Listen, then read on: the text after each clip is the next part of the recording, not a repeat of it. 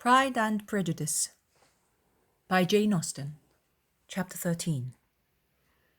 "I hope, my dear," said Mr. Bennet to his wife, as they were at breakfast the next morning, "that you have ordered a good dinner today, because I have reason to expect an addition to our family party." "Who do you mean, my dear? I know of nobody that is coming, I am sure, unless Charlotte Lucas should happen to call in, and I hope my dinners are good enough for her. I do not believe she often sees such at home." "The person of whom I speak is a gentleman and a stranger." Mrs. Bennet's eyes sparkled. "A gentleman and a stranger. It is Mr. Bingley, I am sure. Well, I am sure I shall be extremely glad to see Mr. Bingley, but good Lord, how unlucky there is not a bit of fish to be got today. Lydia, my love, ring the bell. I must speak to Hill this moment." "It is not Mr. Bingley," said her husband. "It is a person whom I never saw in the whole course of my life." This roused a general astonishment, and he had the pleasure of being eagerly questioned by his wife and his 5 daughters at once. After amusing himself some time with their curiosity, he thus explained. "About a month ago I received this letter, and about a fortnight ago I answered it, for I thought it a case of some delicacy and requiring early attention. It is from my cousin, Mr. Collins, who, when I am dead, may turn you all out of this house as soon as he pleases." "Oh, my dear," cried his wife, "I cannot bear to hear that mentioned. Pray do not talk of that odious man. I do think it is the hardest thing in the world that your estate should be entailed away from your own children, and I am sure, if I had been you, I should have tried long ago to do something or other about it." Jane and Elizabeth tried to explain to her the nature of an entail. They had often attempted to do it before, but it was a subject on which Mrs. Bennet was beyond the reach of reason, and she continued to rail bitterly against the cruelty of settling an estate away from a family of 5 daughters in favour of a man whom nobody cared anything about. "It certainly is a most iniquitous affair," said Mr. Bennet, "and nothing can clear Mr. Collins from the guilt of inheriting Longbourn. But if you will listen to his letter, you may perhaps be a little softened by his manner of expressing himself." "No, that I am sure I shall not, and I think it is very impertinent of him to write to you at all, and very hypocritical. I hate such false friends. Why could he not keep on quarrelling with you, as his father did before him?" "Why, indeed, he does seem to have had some filial scruples on that head, as you will hear. Hunsford, near Westerham, Kent, 15th October. Dear Sir, the disagreement subsisting between yourself and my late honoured father always gave me much uneasiness, and since I have had the misfortune to lose him, I have frequently wished to heal the breach. But for some time I was kept back by my own doubts, fearing lest it might seem disrespectful for his memory for me to be on good terms with anyone with whom it has always pleased him to be at variance. There, Mrs. Bennet. My mind, however, is now made up on the subject, for having received ordination at Easter, I have been so fortunate as to be distinguished by the patronage of the Right Honourable Lady Catherine de Bourgh, widow of Sir Louis de Bourgh, whose bounty and beneficence has preferred me to the valuable rectory of this parish, where it shall be my earnest endeavour to demean myself with grateful respect towards her ladyship, and be ever ready to perform those rites and ceremonies which are instituted by the Church of England. As a clergyman, moreover, I feel it my duty to promote and establish the blessing of peace in all families within the reach of my influence, and on these good grounds I flatter myself that my present overtures are highly commendable, that the circumstances of my being next in the entail of Longbourn Estate will be kindly overlooked on your side, and not lead you to reject the offered olive branch. I cannot be otherwise than concerned at being the means of injuring your amiable daughters, and beg leave to apologize for it, as well as to assure you of my readiness to make them every possible amends, but of this hereafter. If you should have no objection to receive me into your house, I propose myself the satisfaction of waiting on you and your family Monday, November 18th by 4 o'clock, and shall probably trespass on your hospitality till the Saturday, 7th night following, which I can do without any inconvenience, as Lady Catherine is far from objecting to my occasional absence on a Sunday, provided that some other clergyman is engaged to do the duty of the day. I remain, dear sir, with respectful compliments to your lady and daughters, your well-wisher and friend, William Collins. At 4 o'clock, therefore, we may expect this peacemaking gentleman, said Mr. Bennet, as he folded up the letter. He seems to be a most conscientious and polite young man, upon my word, and I doubt not will prove a valuable acquaintance, since especially if Lady Catherine should be so indulgent as to let him come to us again. There is some sense in what he says about the girls, however, and if he is disposed to make them any amends, I shall not be the person to discourage him. Though it is difficult, said Jane, to guess in what way he can mean to make us the atonement he thinks our due, the which is certainly to his credit. Elizabeth was chiefly struck by his extraordinary deference for Lady Catherine, and his kind intention of christening, marrying, and burying his parishioners whenever it were required. He must be an oddity, I think, said she. I cannot make him out. There is something very pompous in his style. And what can he mean by apologizing for being next in the entail? We cannot suppose he would help it if he could. Could he be a sensible man, sir? No, my dear, I think not. I have great hopes of finding him quite the reverse. There is a mixture of servility and self-importance in his letter, which promises well. I am impatient to see him. In point of composition, said Mary, the letter does not seem defective. The idea of the olive branch perhaps is not wholly new, yet I think it is well expressed. To Catherine and Lydia neither the letter nor its writer were in any degree interesting. It was next to impossible that their cousin should come in a scarlet coat, and it was now some weeks since they had received pleasure from the society of a man in any other colour. As for their mother, Mr. Collins's letter had done away much of her ill will, and she was preparing to see him with a degree of composure which astonished her husband and daughters. Mr. Collins was punctual to his time, and was received with great politeness by the whole family. Mr. Bennet indeed said little, but the ladies were ready enough to talk, and Mr. Collins seemed neither in need of encouragement, nor inclined to be silent himself. He was a tall, heavy-looking young man of 25. His air was grave and stately, and his manners were very formal. He had not been long seated before he complimented Mrs. Bennet on having so fine a family of daughters, said he had heard much of their beauty, but that, in this instance, fame had fallen short of the truth, and added that he did not doubt her seeing them all in due time disposed of in marriage. This gallantry was not much to the taste of some of his hearers, but Mrs. Bennet, who quarrelled with no compliments, answered most readily. You are very kind, I am sure, and I wish with all my heart it may prove so, for else they will be destitute enough. Things are settled so oddly. You allude, perhaps, to the entail of this estate? Ah, sir, I do indeed. It is a grievous affair to my poor girls, you must confess. Not that I mean to find fault with you, for such things I know are all chance in this world. There is no knowing how estates will go whence they come to be entailed.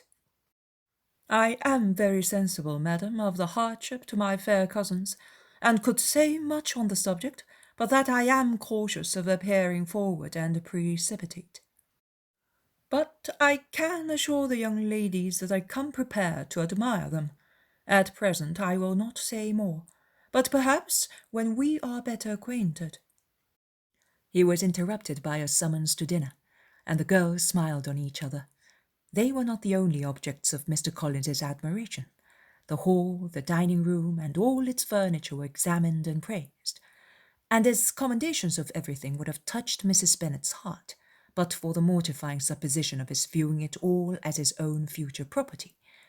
The dinner, too, in its turn, was highly admired, and he begged to know to which of his fair cousins the excellency of its cooking was owing. But he was set right there by Mrs. Bennet, who assured him with some asperity that they were very well able to keep a good cook, and that her daughters had nothing to do in the kitchen. He begged pardon for having displeased her. In a softened tone, she declared herself not at all offended, but he continued to apologize for about a quarter of an hour. Chapter 14. During dinner, Mr. Bennet scarcely spoke at all, but when the servants were withdrawn, he thought it time to have some conversation with his guest, and therefore started a subject in which he expected him to shine by observing that he seemed very fortunate in his patroness. Lady Catherine de Bourgh's attention to his wishes and consideration for his comfort appeared very remarkable. Mr. Bennet could not have chosen better. Mr. Collins was eloquent in her praise. The subject elevated him to more than usual solemnity of manner, and with a most important aspect, he protested that he had never in his life witnessed such behaviour in a person of rank, such affability and condescension, as he had himself experienced from Lady Catherine. She had been graciously pleased to approve of both the discourses, which she had already had the honour of preaching before her. She had also asked him twice to dine at Rosings, and had sent for him only the Saturday before, to make up her pool of quadrille in the evening. Lady Catherine was reckoned proud by many people he knew, but he had never seen anything but affability in her. She had always spoken to him as she would to any other gentleman. She made not the smallest objection to his joining in the society of the neighbourhood, nor to his leaving the parish occasionally for a week or two to visit his relations. She had even condescended to advise him to marry as soon as he could, provided he chose with discretion, and had once paid him a visit in his humble parsonage, where she had perfectly approved all the alterations he had been making, and had even vouchsafed to suggest some herself, some shelves in the closet upstairs. "That is all very proper and civil, I am sure," said Mrs. Bennet, "and I dare say she is a very agreeable woman. It is a pity that great ladies in general are not more like her. Does she live near you, sir?" "The garden in which stands my humble abode is separated only by a lane from Rosings Park, her ladyship's residence." "I think you said she was a widow, sir. Has she any family?" "She has only one daughter, the heiress of Rosings, and of very extensive property." "Ah," said Mrs. Bennet, shaking her head, "then she is better off than many girls. And what sort of young lady is she? Is she handsome?" "She is a most charming young lady indeed. Lady Catherine herself says that, in point of true beauty, Miss de Bourgh is far superior to the handsomest of her sex, because there is that in her features which marks the young lady of distinguished birth. She is unfortunately of a sickly constitution, which has prevented her from making that progress in many accomplishments which she could not have otherwise failed of, as I am informed by the lady who superintended her education, and who still resides with them. But she is perfectly amiable, and often condescends to drive by my humble abode in her little phaeton and ponies." "Has she been presented? I do not remember her name among the ladies at court." "Her indifferent state of health, unhappily, prevents her being in town, and by that means, as I told Lady Catherine one day, has deprived the British court of its brightest ornaments. Her ladyship seemed pleased with the idea, and you may imagine that I am happy on every occasion to offer those little delicate compliments which are always acceptable to ladies. I have more than once observed to Lady Catherine that her charming daughter seemed born to be a duchess, and that the most elevated rank, instead of giving her consequence, would be adorned by her." These are the kind of little things which please her ladyship, and it is a sort of attention which I conceive myself peculiarly bound to pay." "You judge very properly," said Mr. Bennet, "and it is happy for you that you possess the talent of flattering with delicacy. May I ask whether these pleasing attentions proceed from the impulse of the moment, or are they the result of previous study?" "They arise chiefly from what is passing at the time, and though I sometimes amuse myself with suggesting and arranging such little elegant compliments as may be adapted to ordinary occasions, I always wish to give them as unstudied an air as possible." Mr. Bennet's expectations were fully answered. His cousin was as absurd as he had hoped, and he listened to him with the keenest enjoyment, maintaining at the same time the most resolute composure of countenance, and, except in an occasional glance at Elizabeth, requiring no partner in his pleasure. By tea-time, however, the dose had been enough, and Mr. Bennet was glad to take his guest into the drawing-room again, and, when tea was over, glad to invite him to read aloud to the ladies. Mr. Collins readily assented, and a book was produced, but on beholding it, for everything announced it to be from a circulating library, he started back, and begging pardon, protested that he never read novels. Kitty stared at him, and Lydia exclaimed. Other books were produced, and after some deliberation he chose Fordyce's Sermons. Lydia gaped as he opened the volume, and before he had, with very monotonous solemnity, read 3 pages, she interrupted him with, "Do you know, Mamma, that Uncle Phillips talks of turning away Richard? And if he does, Colonel Forster will hire him. My aunt told me so herself on Saturday. I shall walk to Meryton tomorrow to hear more about it, and to ask when Mr. Denny comes back from town." Lydia was bid by her 2 eldest sisters to hold her tongue, but Mr. Collins, much offended, laid aside his book and said, "I have often observed how little young ladies are interested by books of a serious stamp, though written solely for their benefit. It amazes me, I confess, for certainly there can be nothing so advantageous to them as instruction.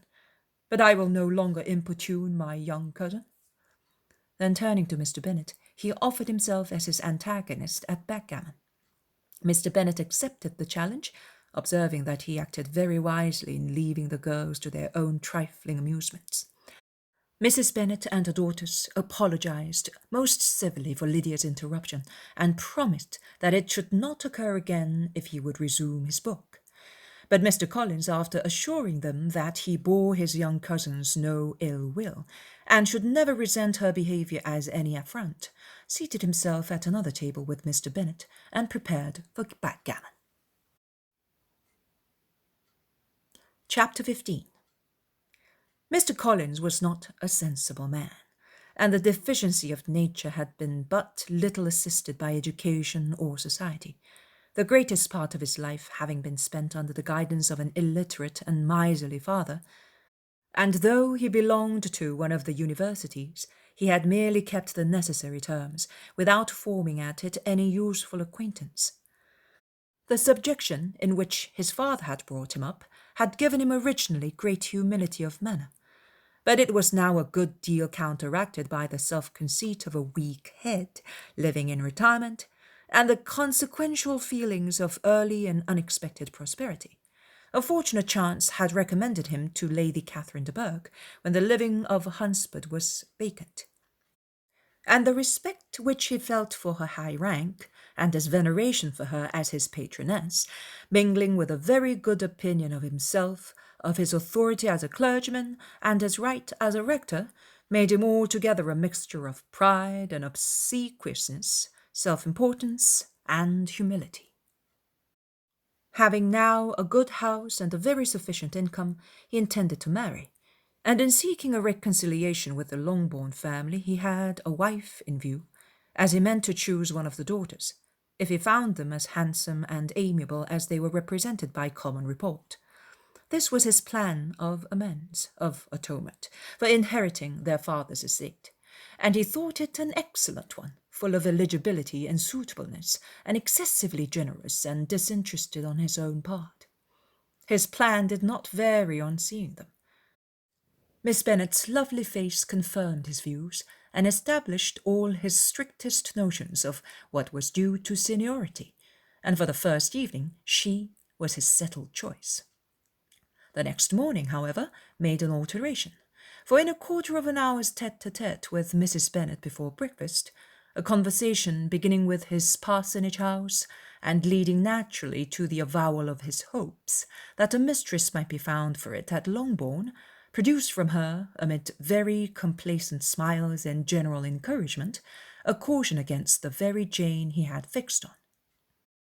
As to her younger daughters, she could not take upon her to say, she could not positively answer, but she did not know of any prepossession. Her eldest daughter, she must just mention, she felt it incumbent on her to hint, was likely to be very soon engaged. Mr. Collins had only to change from Jane to Elizabeth, and it was soon done while Mrs. Bennet was stirring the fire. Elizabeth, equally next to Jane in birth and beauty, succeeded her, of course. Mrs. Bennet treasured up the hint, and trusted that she might soon have 2 daughters married, and the man whom she could not bear to speak of the day before was now high in her good graces. Lydia's intention of walking to Meryton was not forgotten.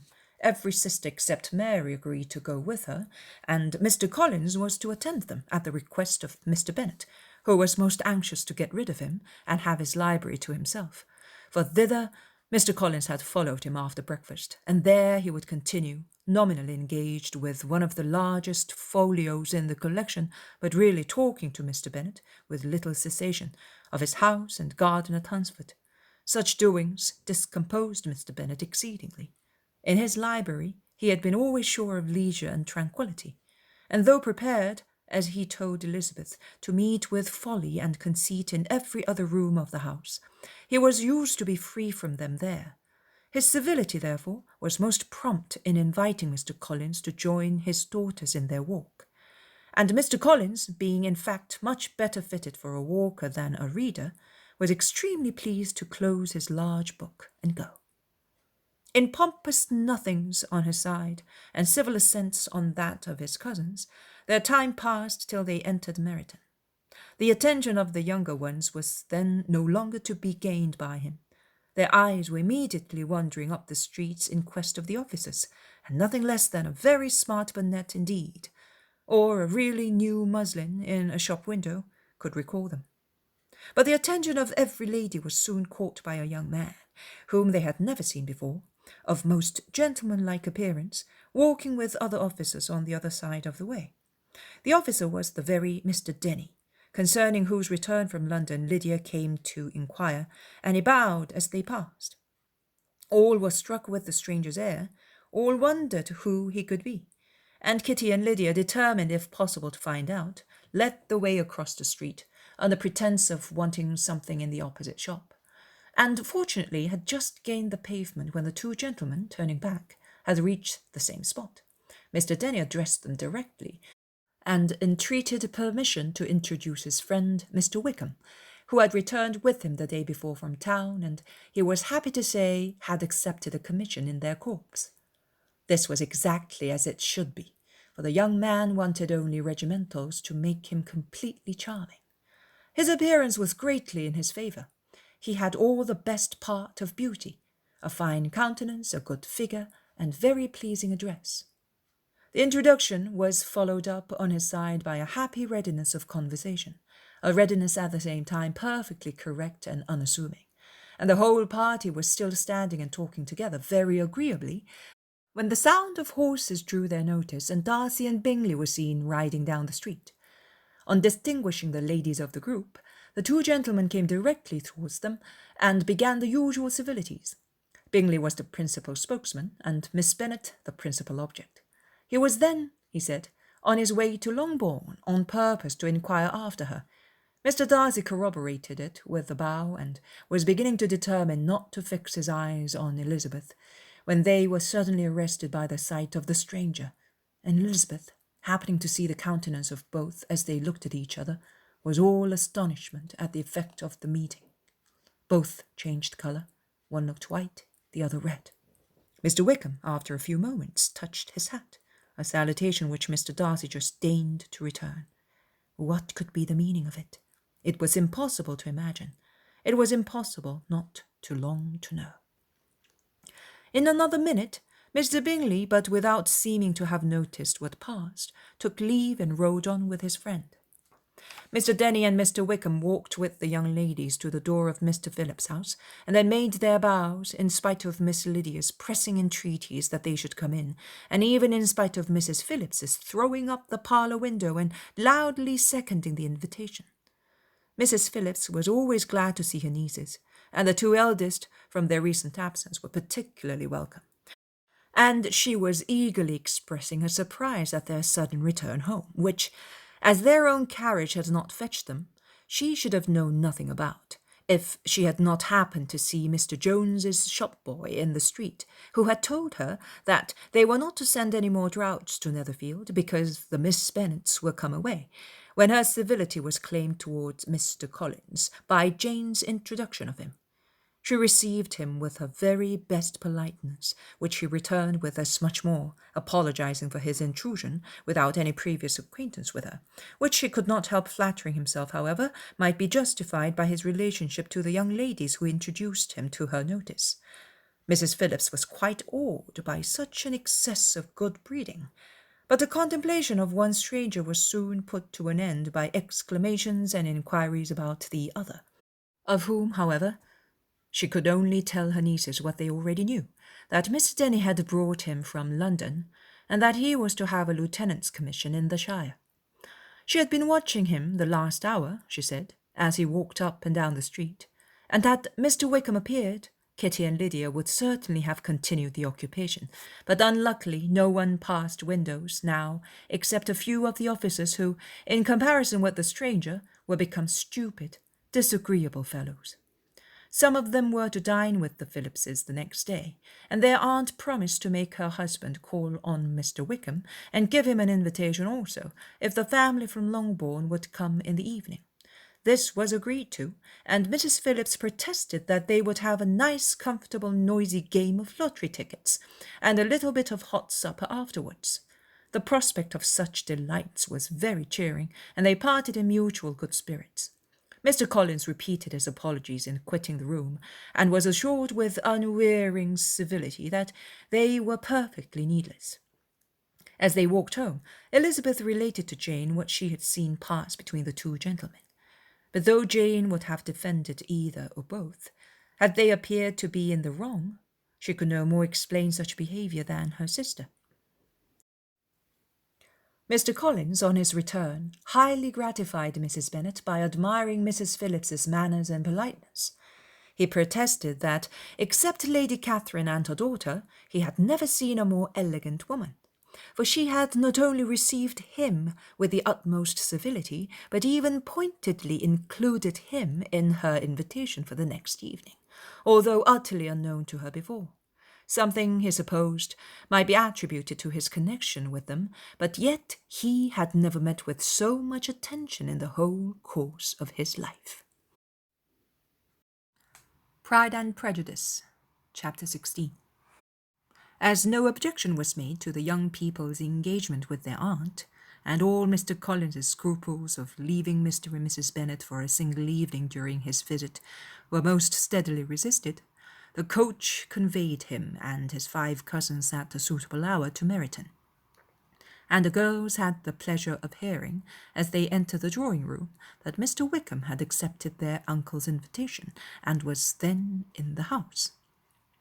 When this information was given, and they had all taken their seats, Mr. Collins was at leisure to look around him and admire, and he was so much struck with the size and furniture of the apartment that he declared he might almost have supposed himself in the small summer breakfast parlour at Rosings, a comparison that did not at first convey much gratification.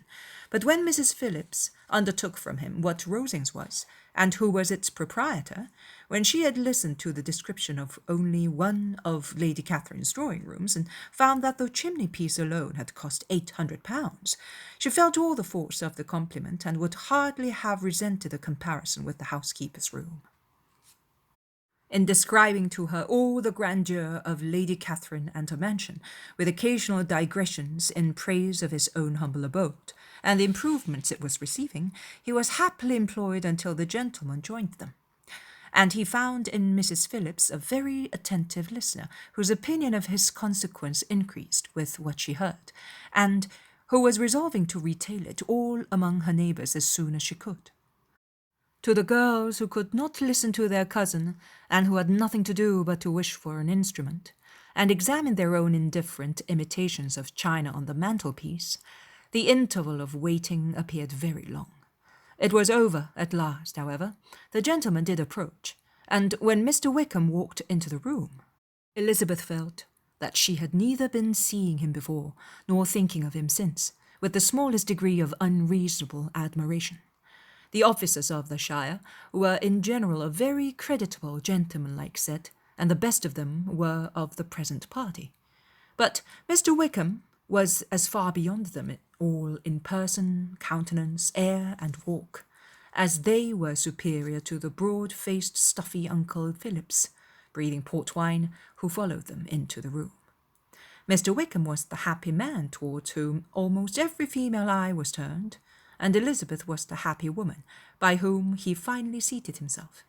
And the agreeable manner in which he immediately fell into conversation, though it was only on its being a wet night, and on the probability of a rainy season, made her feel that the commonest, dullest, and most threadbare topic might be rendered interesting by the skill of the speaker. With such rivals for the notice of the fair as Mr. Wickham and the officers, Mr. Collins seemed likely to sink into insignificance. To the young ladies he certainly was nothing, but he had still at intervals a kind listener in Mrs. Phillips, and was by her watchfulness most abundantly supplied with coffee and muffin. When the card tables were placed, he had an opportunity of obliging her in return by sitting down to whist. "I know little of the game at present," said he, "but I shall be glad to improve myself, for in my situation of life—" Mrs. Phillips was very thankful for his compliance, but could not wait for his reason. Mr. Wickham did not play at whist, and with ready delight was he received at the other table between Elizabeth and Lydia. At first there seemed danger of Lydia's engrossing him entirely, for she was a most determined talker, but being likewise extremely fond of lottery tickets, she soon grew too much interested in the game, too eager in making bets and exclaiming after prizes to have attention for anyone in particular. Allowing for the common demands of the game, Mr. Wickham was therefore at leisure to talk to Elizabeth, and she was very willing to hear him, though what she chiefly wished to hear she could not hope to be told: the history of his acquaintance with Mr. Darcy. She dared not even mention that gentleman. Her curiosity, however, was unexpectedly relieved. Mr. Wickham began the subject himself. He inquired how far Netherfield was from Meryton, and after receiving her answer, asked in a hesitating manner how long Mr. Darcy had been staying there. "About a month," said Elizabeth, and then, unwilling to let the subject drop, added, "He is a man of very large property in Derbyshire, I understand." "Yes," replied Mr. Wickham. "His estate there is a noble one. A clear 10,000 per annum. You could not have met with a person more capable of giving you certain information on that head than myself, for I have been connected with his family in a particular manner from my infancy." Elizabeth could not but look surprised. "You may well be surprised, Miss Bennet, at such an assertion, after seeing, as you probably might, the very cold manner of our meeting yesterday. Are you much acquainted with Mr. Darcy?" "As much as I ever wished to be," cried Elizabeth very warmly. "I have spent 4 days in the same house with him, and I think him very disagreeable."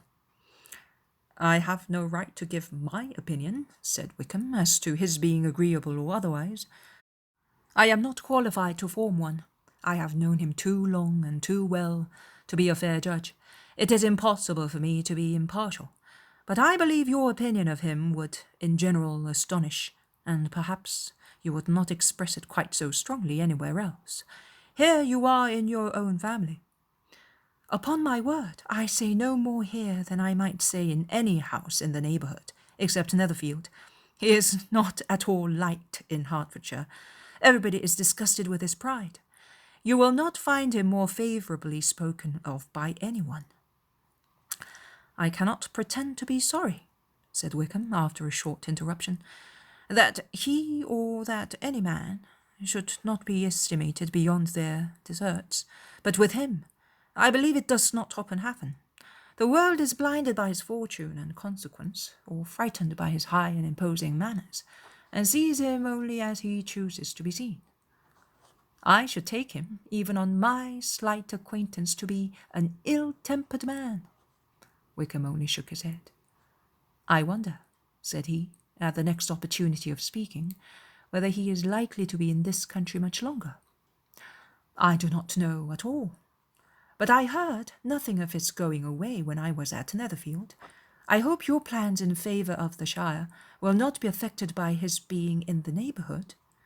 Oh no, it is not for me to be driven away by Mr. Darcy. If he wishes to avoid seeing me, he must go.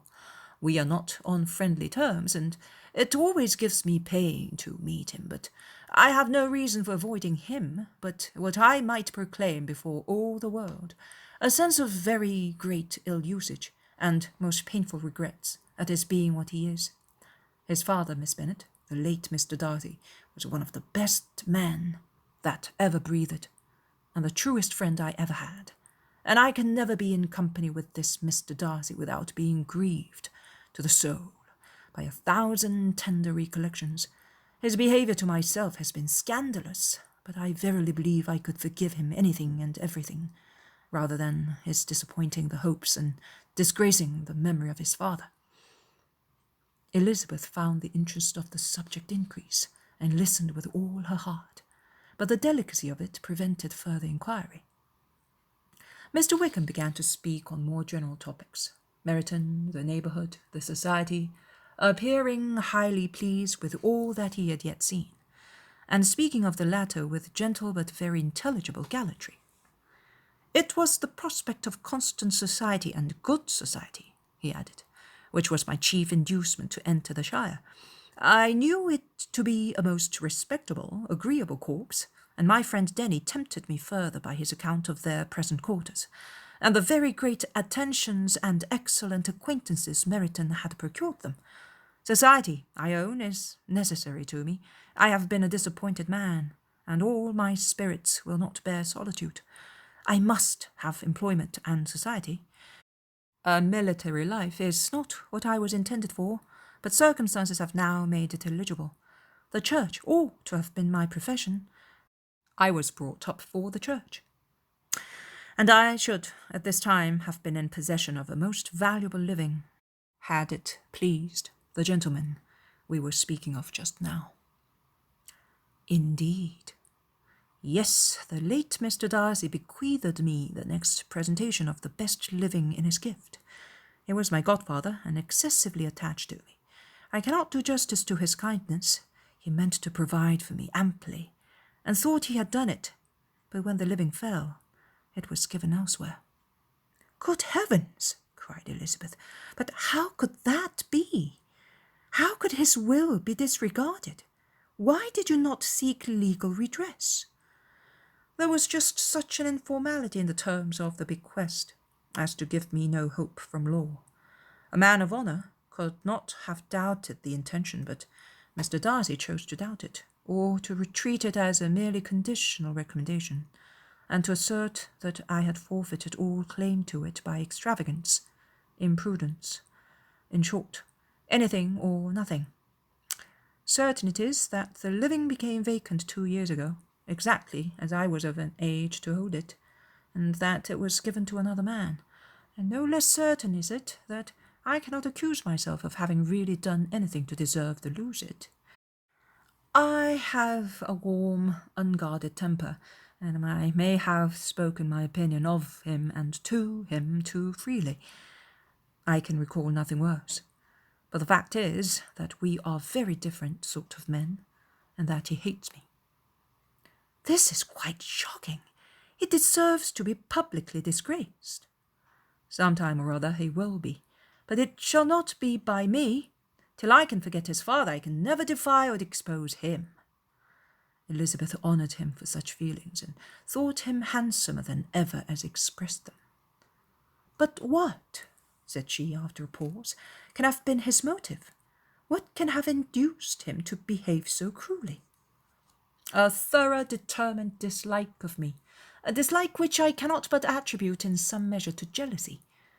Had the late Mr. Darcy liked me less, his son might have borne with me better.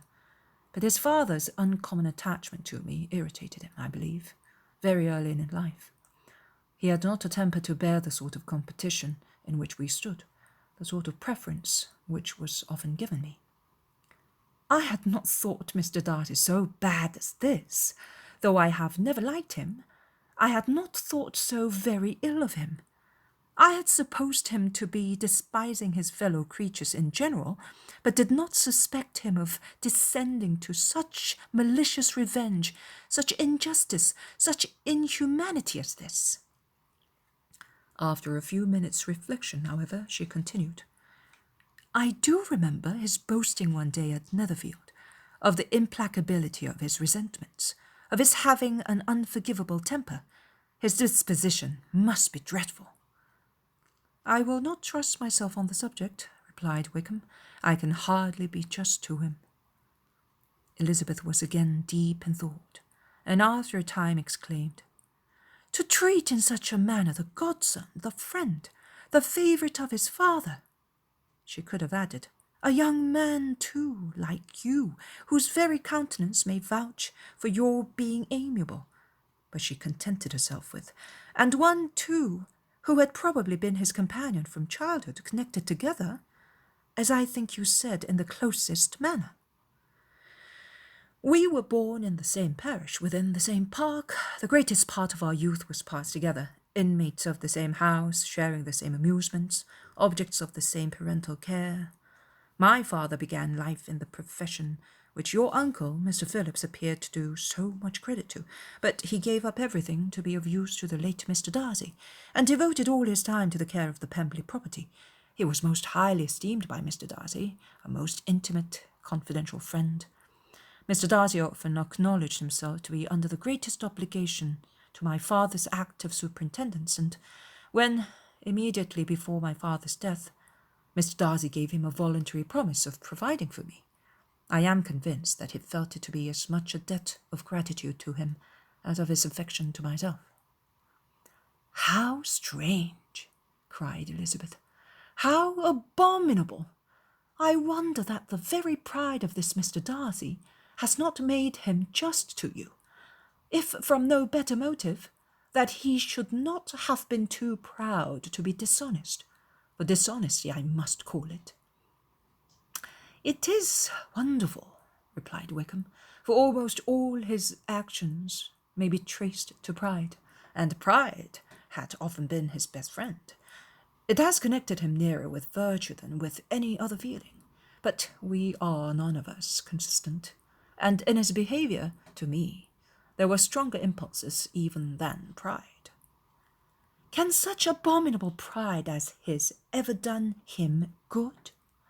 Yes, it has often led him to be liberal and generous, to give his money freely, to display hospitality, to assist his tenants, and to relieve the poor. Family pride and filial pride, for he was very proud of what his father was. Having done this, not to appear to disgrace his family, to degenerate from the popular qualities, or lose the influence of the Pemberley house, is a powerful motive. He has also brotherly pride, which, with some brotherly affection, makes him a very kind and careful guardian of his sister, and you will hear him generally cried up as the most attentive and best of brothers. What sort of girl is Miss Darcy? He shook his head. I wish I could call her amiable. It gives me pain to speak ill of a Darcy, but she is too much like her brother, very, very proud. As a child, She was affectionate and pleasing and extremely fond of me, and I have devoted hours and hours to her amusement. But she's nothing to me now. She's a handsome girl, about 15 or 16, and, I understand, highly accomplished. Since her father's death, her home has been London, where a lady lives with her and superintends her education. After many pauses and many trials of other subjects, Elizabeth could not help reverting once more to the first, and saying, I am astonished at his intimacy with Mr. Bingley. How can Mr. Bingley, who seems good humour itself, and is, I really believe, truly amiable, be in friendship with such a man? How can they suit each other? Do you know Mr. Bingley? Not at all. He is a sweet-tempered, amiable, charming man. He cannot know what Mr. Darcy is. Probably not. But Mr. Darcy can please where he chooses. He does not want abilities. He can be a conversable companion if he thinks it worth his while. Among those who are at all his equals in consequence, he is a very different man from what he is to the less prosperous. His pride never deserts him, but with the rich he is liberal-minded, just, sincere, rational, honourable, and perhaps agreeable, allowing something for fortune and vigour.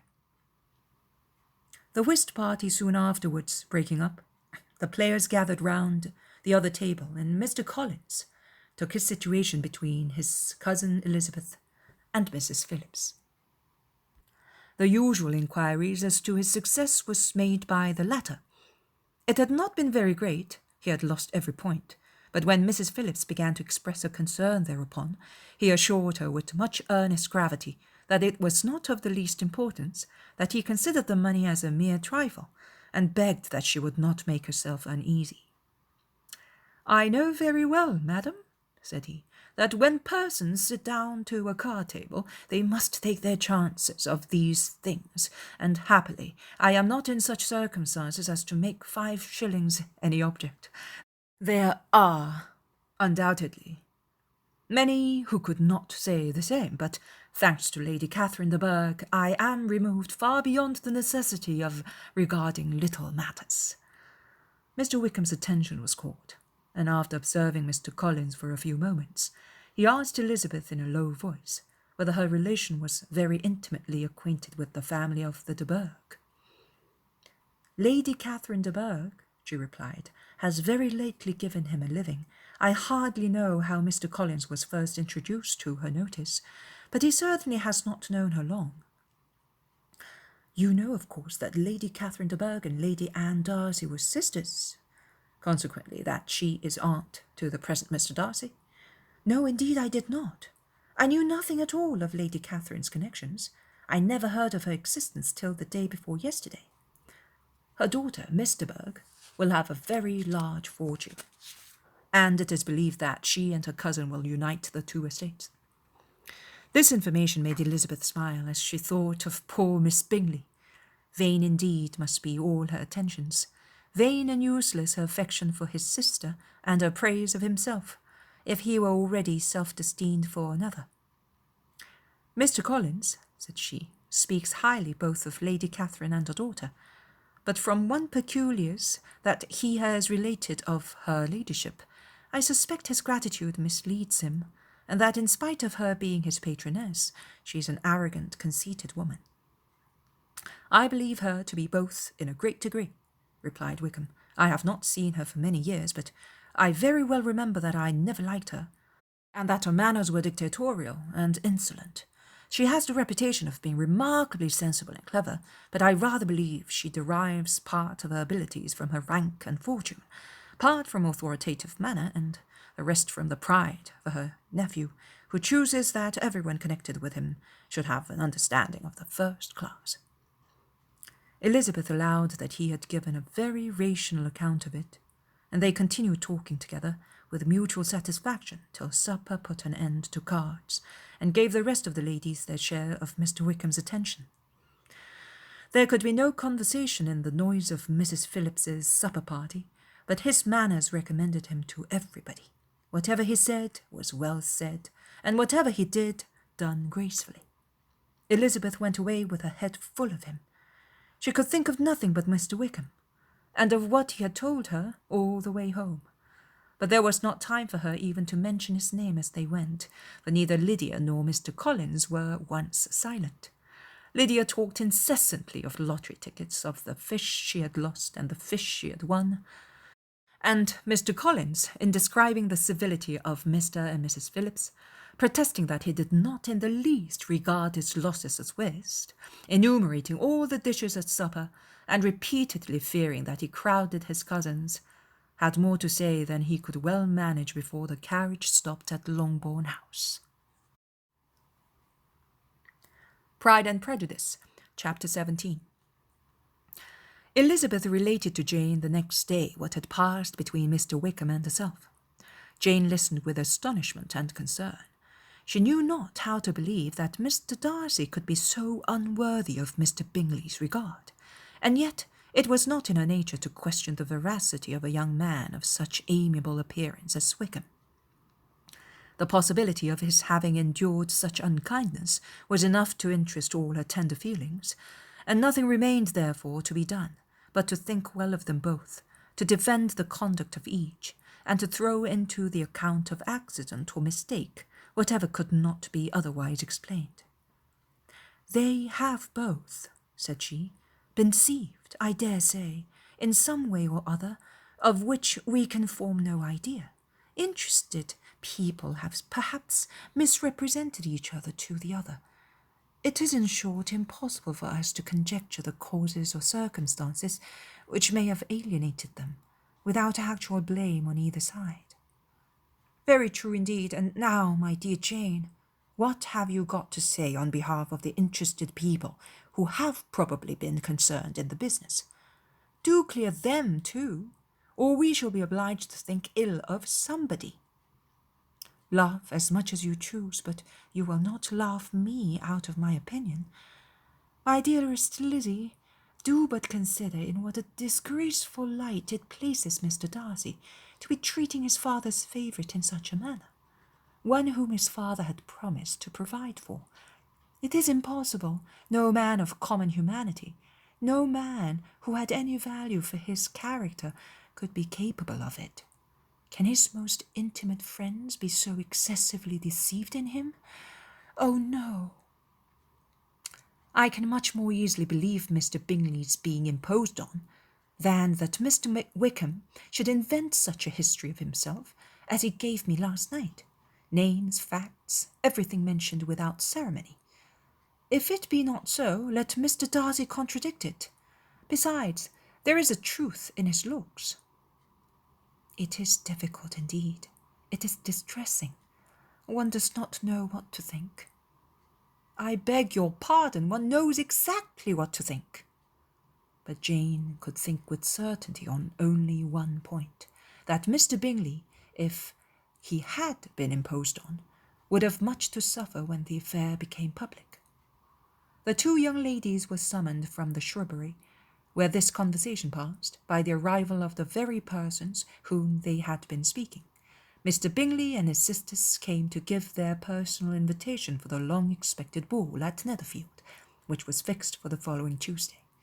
The two ladies were delighted to see their dear friend again, called it an age since they had met, and repeatedly asked what she had been doing with herself since their separation. To the rest of the family they paid little attention, avoiding Mrs. Bennet as much as possible, saying not much to Elizabeth and nothing at all to the others. They were soon gone again, rising from their seats with an activity which took their brother by surprise, and hurrying off as if eager to escape from Mrs. Bennet's civilities. The prospect of the Netherfield ball was extremely agreeable to every female of the family. Mrs. Bennet chose to consider it as given in compliment to her eldest daughter, and was particularly flattered by receiving the invitation from Mr. Bingley himself, instead of a ceremonious card. Jane pictured to herself a happy evening in the society of her two friends, and the attentions of her brother, and Elizabeth thought with pleasure of dancing a great deal with Mr. Wickham, and of seeing a confirmation of everything in Mr. Darcy's look and behaviour. The happiness anticipated by Catherine and Lydia depended less on any single event or any particular person, for though they each, like Elizabeth, meant to dance half the evening with Mr. Wickham, he was by no means the only partner who could satisfy them, and a ball was at any rate a ball, and even Mary could assure her family that she had no disinclination for it. "While I can have my mornings to myself," said she, "it is enough. I think it is no sacrifice to join occasionally in evening engagements. Society has claims on us all, and I profess myself one of those who consider intervals of recreation and amusement as desirable for everybody." Elizabeth's spirits were so high on this occasion that though she did not often speak unnecessarily to Mr. Collins, she could not help asking him whether he intended to accept Mr. Bingley's invitation, and if he did, whether he would think it proper to join in the evening's amusement. And she was rather surprised to find that he entertained no scruple whatever on that head, and was very far from dreading a rebuke either from the Archbishop or Lady Catherine de Bourgh by venturing to dance. "I am by no means of the opinion, I assure you," said he, "that a ball of this kind, given by a young man of character to respectable people, can have any evil tendency, and I am so far from objecting to dancing myself, that I shall hope to be honoured with the hands of all my fair cousins in the course of the evening, and I take this opportunity of soliciting yours, Miss Elizabeth, for the first 2 dances especially, a preference which I trust my cousin Jane will attribute to the right cause, and not to any disrespect for her." Elizabeth felt herself completely taken in. She had fully proposed being engaged by Mr. Wickham for those very dances, and to have Mr. Collins instead, her liveliness had never been worse timed. There was no help for it, however. Mr. Wickham's happiness and her own were perforce delayed a little longer, and Mr. Collins's proposal accepted with as good a grace as she could. She was not the better pleased with his gallantry from the idea it suggested of something more. It now first struck her that she was selected from among her sisters as worthy of being mistress of Hunsford Parsonage, and of assisting to form a quadrille table at Rosings, in the absence of more eligible visitors. The idea soon reached to conviction, as she observed his increasing civilities toward herself, and heard his frequent attempts at a compliment on her wit and vivacity. And though more astonished than gratified herself by this effect of her charms, it was not long before her mother gave her to understand that the probability of their marriage was extremely agreeable to her. Elizabeth, however, did not choose to take the hint, being well aware that a serious dispute might be the consequence of any reply. Mr. Collins might never make the offer, and till he did, it was useless to quarrel about him. If there had not been a Netherfield ball to prepare for and talk of, the younger Miss Bennets would have been in a very pitiable state at this time, for from the day of the invitation to the day of the ball, there was such a succession of rain as prevented their walking to Meryton once. No aunt, no officers, no news could be sought after. The very shoe roses for Netherfield were got by proxy. Even Elizabeth might have found some trial of her patience in weather which totally suspended the improvement of her acquaintance with Mr. Wickham. And nothing less than a dance on Tuesday could have made such a Friday, Saturday, Sunday, and Monday endurable to Kitty and Lydia. Pride and Prejudice, Chapter 18.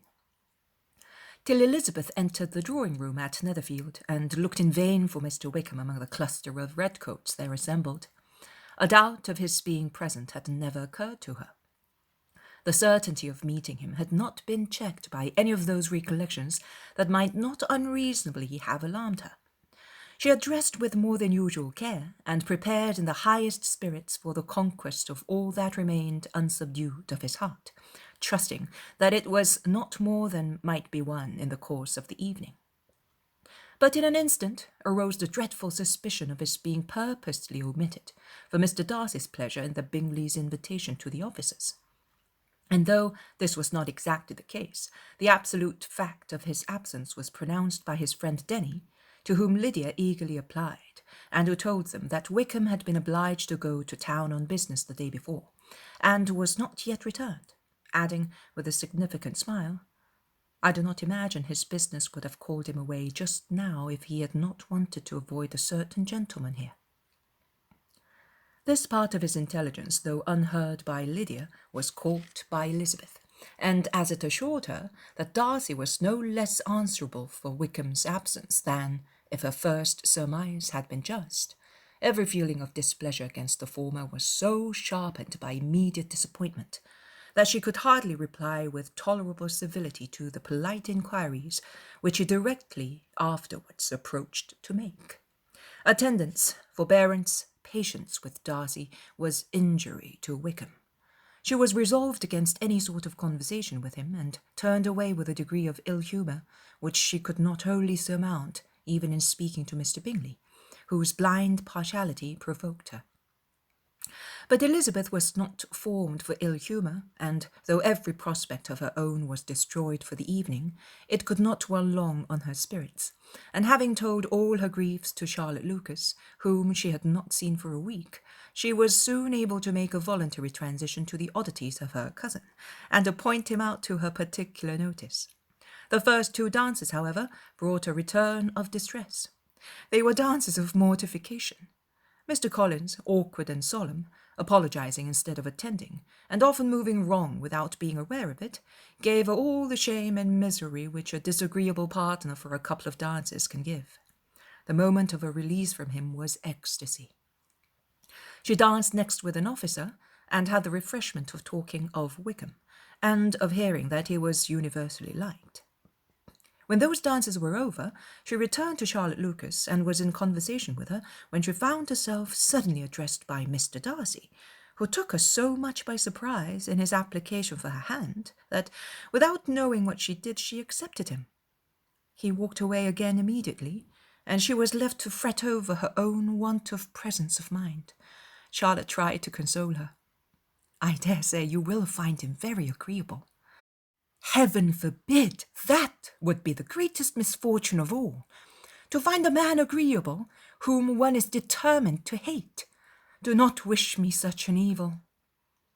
When the dancing recommenced, however, and Darcy approached to claim her hand, Charlotte could not help cautioning her in a whisper not to be a simpleton, and allowed her fancy for Wickham to make her appear unpleasant in the eyes of a man 10 times his consequence.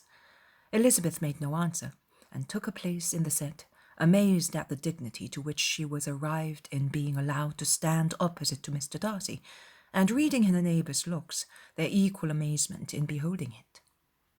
They stood for some time without speaking a word, and she began to imagine that their silence was to last through the 2 dances, and at first was resolved not to break it, till suddenly, fancying that it would be the greater punishment to her partner to oblige him to talk, she made some slight observation on the dance. He replied, and was silent again. After a pause of some minutes, she addressed him a second time with, "It is your turn to say something now, Mr. Darcy. I talked about the dance, and you ought to make some sort of remark on the size of the room or the number of the couples." He smiled, and assured her that whatever she wished him to say should be said. "Very well, that reply will do for the present. Perhaps by and by I may observe that private balls are much pleasanter than public ones. But now we may be silent." "Do you talk by rule, then, while you are dancing?" "Sometimes one must speak a little, you know. It would look odd to be entirely silent for half an hour together, and yet for the advantage of some, conversation ought to be so arranged, so that they may have the trouble of saying as little as possible." "Are you consulting your own feelings in this present case, or do you imagine that you are gratifying mine?" "Both," replied Elizabeth archly, "for I have always seen a great similarity in the turn of our minds. We are each of an unsocial, taciturn disposition, unwilling to speak unless we expect to say something that will amaze the whole room, and be handed down to posterity with all the eclat of a proverb." "This is no very striking resemblance of your own character, I am sure," said he. "How near it may be to mine, I cannot pretend to say. You think it a faithful portrait, undoubtedly." "I must not decide on my own performance." He made no answer, and they were again silent till they had gone down the dance, when he asked her if she and her sisters did not very often walk to Meryton. She answered in the affirmative, and, unable to resist the temptation, added, When you met us there the other day, we had just been forming a new acquaintance. The effect was immediate. A deep shade of hauteur spread his features, but he said not a word, and Elizabeth, though blaming herself for her own weakness, could not go on. At length Darcy spoke, and in a constrained manner said, Mr. Wickham is blessed with such happy manners as may ensure his making friends. Whether he may be equally capable of retaining them is less certain. He has been so unlucky as to lose your friendship, replied Elizabeth with emphasis, and in a manner which he is likely to suffer from all his life. Darcy made no answer, and seemed desirous of changing the subject. At that moment, Sir William Lucas appeared close to them, meaning to pass through the set to the other side of the room, but on perceiving Mr. Darcy, he stopped with a bow of superior courtesy to compliment him on his dancing and his partner. I have been most highly gratified indeed, my dear sir. Such very superior dancing is not often seen. It is evident that you belong to the first circles. Allow me to say, however, that your fair partner does not disgrace you, and that I must hope to have this pleasure often repeated, especially when a certain desirable event, my dear Liza, glancing at her sister and Bingley, shall take place. What congratulations will then flow in! I appeal to Mr. Darcy, but let me not interrupt you, sir. You will not thank me for detaining you from the bewitching converse of that young lady, whose bright eyes are also upbraiding me. The latter part of this address was scarcely heard by Darcy, but Sir William's allusion to his friend seemed to strike him forcibly, and his eyes were directed with a very serious expression toward Bingley and Jane, who were dancing together. Recovering himself, however, shortly, he returned to his partner and said, Sir William's interruption has made me forget what we were talking of. I do not think we were speaking at all. Sir William could not have interrupted two people in the room who had less to say for themselves. We have tried 2 or 3 subjects already without success, and what we are to talk of next, I cannot imagine. What think you of books? Said he, smiling. Books? Oh, no, I am sure we never read the same, or not with the same feelings. I am sorry you think so, but if that be the case, there can at least be no want of subject. We may compare our different opinions. No, I cannot talk of books in a ballroom. My head is always full of something else. The present always occupies you in such scenes, does it? Said he with a look of doubt. Yes, always, she replied, without knowing what she said, for her thoughts had wandered far from the subject, as soon afterwards appeared by her suddenly exclaiming, I remember hearing you once say, Mr. Darcy, that you hardly ever forgave, that your resentment once created was unappeasable. You are very cautious, I suppose, as to its being created? I am, said he, with a firm voice. And never allow yourself to be blinded by prejudice? I hope not. It is particularly incumbent on those who never change their opinion to be secure of judgment properly at first. May I ask to what these questions tend? Merely to the illustration of your character, said she, endeavouring to shake off her gravity. I am trying to make it out. And what is your success? She shook her head. I do not get on at all. I hear such different accounts of you as puzzle me exceedingly. I can readily believe, answered he gravely, that reports may vary greatly with respect to me. And I could wish, Miss Bennet, that you were not to sketch my character at the present moment, as there is reason to fear that the performance would reflect no credit on either. But if I do not take your likeness now, I may never have another opportunity. I would by no means suspend any pleasure of yours, he coldly replied. She said no more, and they went down the other dance and parted in silence, and on each side dissatisfied, though not to an equal degree, for in Darcy's breast There was a tolerable, powerful feeling towards her, which soon procured her pardon and directed all his anger against another. They had not long separated when Miss Bingley came towards her, and with an expression of civil disdain accosted her. "So, Miss Eliza, I hear you are quite delighted with George Wickham. Your sister's been talking to me about him, and asking me 1,000 questions, and I find that the young man quite forgot to tell you, among his other communication, that he was the son of old Wickham, the late Mr. Darcy's steward. Let me recommend you, however, as a friend, not to give implicit confidence to all his assertions, for as to Mr. Darcy's using him ill, it is perfectly false, for, on the contrary, he has always been remarkably kind to him, though George Wickham has treated Mr. Darcy in the most infamous manner. I do not know the particulars, but I know very well that Mr. Darcy is not in the least to blame, that he cannot bear to hear George Wickham mentioned, and that, though my brother thought that he could not well avoid including him in his invitation to the officers, he was excessively glad to find that he had taken himself out of the way. His coming into the country at all is a most insolent thing indeed, and I wonder how he could presume to do it. I pity you, Miss Eliza, for this discovery of your favourite's guilt, but really, considering his descent, one could not expect much better. His guilt and his descent appear by your account to be the same, said Elizabeth angrily, for I have heard you accuse him of nothing worse than of being the son of Mr. Darcy's steward, and of that, I can assure you, he informed me himself.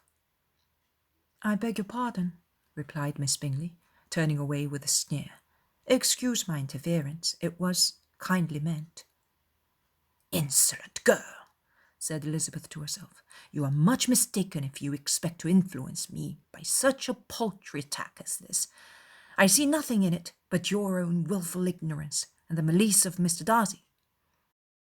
She then sought her eldest sister, who had undertaken to make inquiries on the same subject of Bingley. Jane met her with a smile of such sweet complacency, a glow of such happy expression, as sufficiently marked how well she was satisfied with the occurrences of the evening.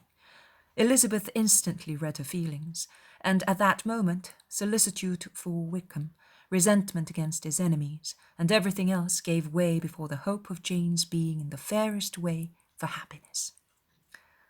I want to know, said she, with a countenance no less smiling than her sister's, what you have learned about Mr. Wickham. But perhaps you have been too pleasantly engaged to think of any third person, in which case you may be sure of my pardon. No, replied Jane, I have not forgotten him, but I have nothing satisfactory to tell you. Mr. Bingley does not know the whole of his history, and is quite ignorant of the circumstances which have principally offended Mr. Darcy, but he will vouch for the good conduct, the probity and honour of his friend, and is perfectly convinced that Mr. Wickham has deserved much less attention from Mr. Darcy than he has received, and I am sorry to say by his account, as well as his sister's, Mr. Wickham is by no means a respectable young man. I am afraid he has been very imprudent, and has deserved to lose Mr. Darcy's regard. Mr. Bingley does not know Mr. Wickham himself? No, he never saw him till the other morning at Meryton. This account, then, is what he has received from Mr. Darcy. I am satisfied. But what does he say of the living? He does not exactly recollect the circumstances, though he has heard them from Mr. Darcy more than once, but he believes that it was left to him conditionally only. I have not a doubt of Mr. Bingley's sincerity, said Elizabeth warmly, but you must excuse me my not being convinced by assurances only. Mr. Bingley's defence of his friend was a very able one, I dare say. But since he is unacquainted with several parts of the story, and has learnt the rest from that friend himself, I shall venture to still think of both gentlemen as I did before. She then changed the discourse to one more gratifying to each, and on which there could be no difference of sentiment. Elizabeth listened with delight to the happy, though modest hopes which Jane entertained of Mr. Bingley's regard, and said all in her power to heighten her confidence in it. On their being joined by Mr. Bingley himself, Elizabeth withdrew to Miss Lucas, to whose inquiry after the pleasantness of her last partner she had scarcely replied, before Mr. Collins came up to them and told her with great exultation that he had just been so fortunate as to make a most important discovery. "I have found out," said he, "by a singular accident, that there is now in the room a near relation of my patroness.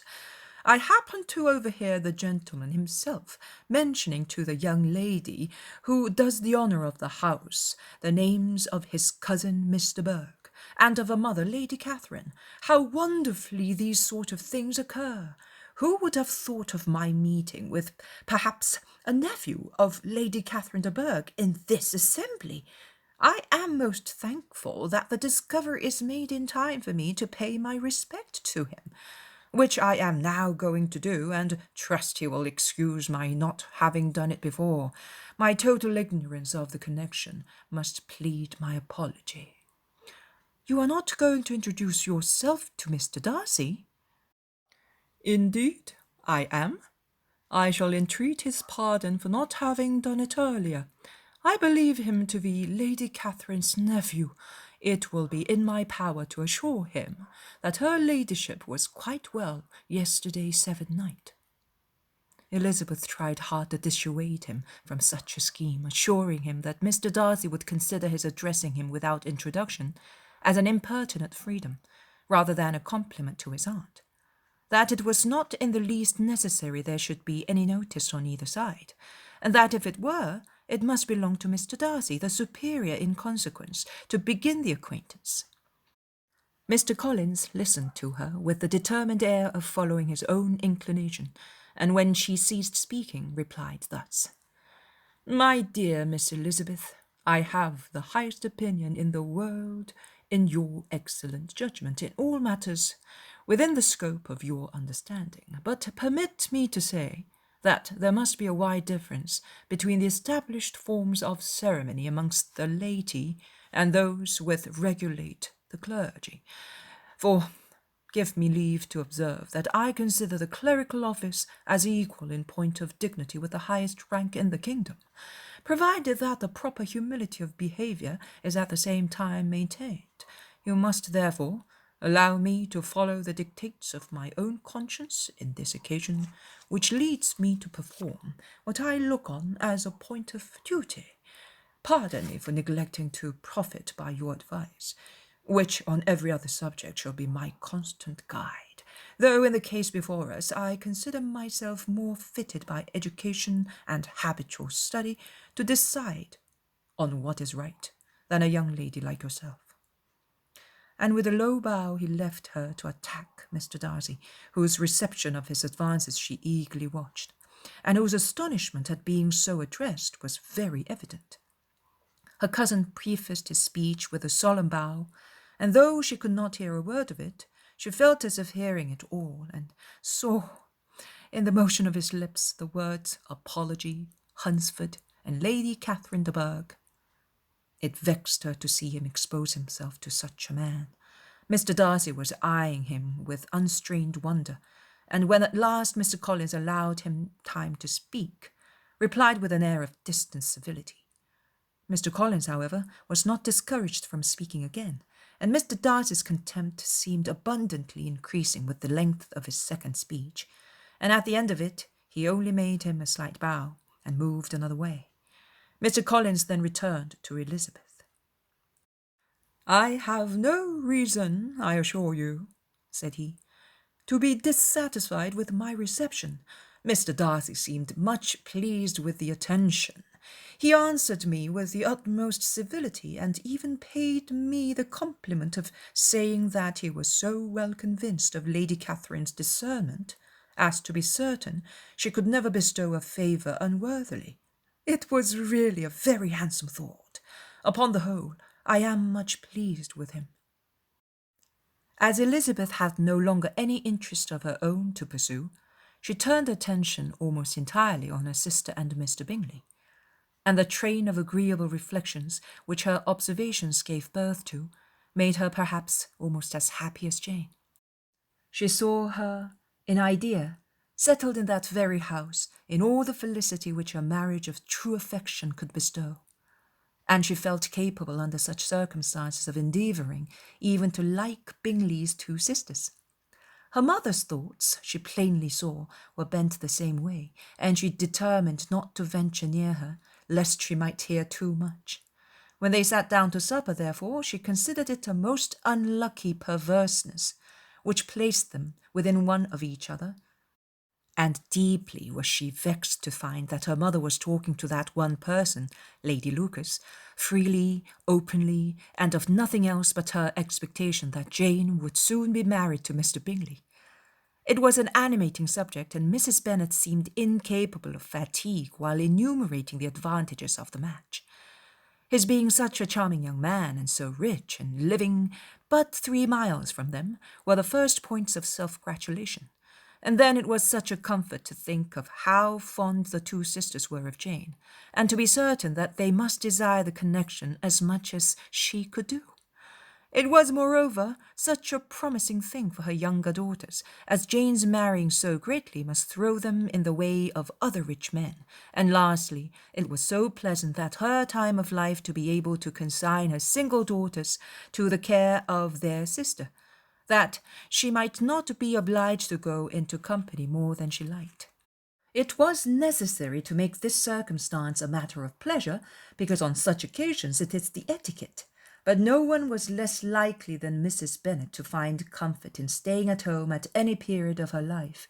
She concluded with many good wishes that Lady Lucas might soon be equally fortunate, though evidently and triumphantly believing there was no chance of it.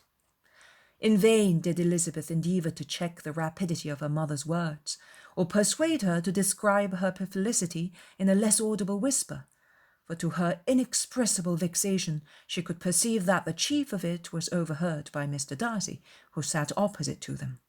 Her mother only scolded her for being nonsensical. "What is Mr. Darcy to me, pray, that I should be afraid of him? I am sure we owe him no such particular civility as to be obliged to say nothing he may not like to hear. For heaven's sake, madam, speak lower. What advantage can it be to you to offend Mr. Darcy? You will never recommend yourself to his friend by doing so." Nothing that she could say, however, had an influence. Her mother would talk of her views in the same intelligible tone. Elizabeth blushed and blushed again with shame and vexation. She could not help frequently glancing her eye at Mr. Darcy, though every glance convinced her of what she dreaded. For though he was not always looking at her mother, she was convinced that his attention was invariably fixed on her. The expression of his face changed gradually from indignant contempt to a composed and steady gravity. At length, however, Mrs. Bennet had no more to say, and Lady Lucas, who had been long yawning at the repetition of delights which she saw no likelihood of sharing, was left to the comforts of cold ham and chicken. Elizabeth now began to revive, but not long was the interval of tranquillity, for when supper was over, singing was talked of, and she had the mortification of seeing Mary, after very little entreaty, preparing to oblige the company. By many significant looks and silent entreaties did she endeavour to prevent such a proof of complaisance, but in vain. Mary would not understand them. Such an opportunity of exhibiting was delightful to her, and she began a song. Elizabeth's eyes were fixed on her with most painful sensations, and she watched her progress through the several stanzas with an impatience which was very ill rewarded at their close. For Mary, on receiving, amongst the thanks of the table, the hint of a hope that she might be prevailed on to favour them again, after the pause of half a minute, began another. Mary's powers were by no means fitted for such a display. Her voice was weak, and her manner affected. Elizabeth was in agonies. She looked at Jane to see how she bore it, but Jane was very composedly talking to Bingley. She looked at his two sisters, and saw them making signs of derision at each other, and at Darcy, who continued, however, imperturbably grave. She looked at her father to entreat his interference, lest Mary should be singing all night.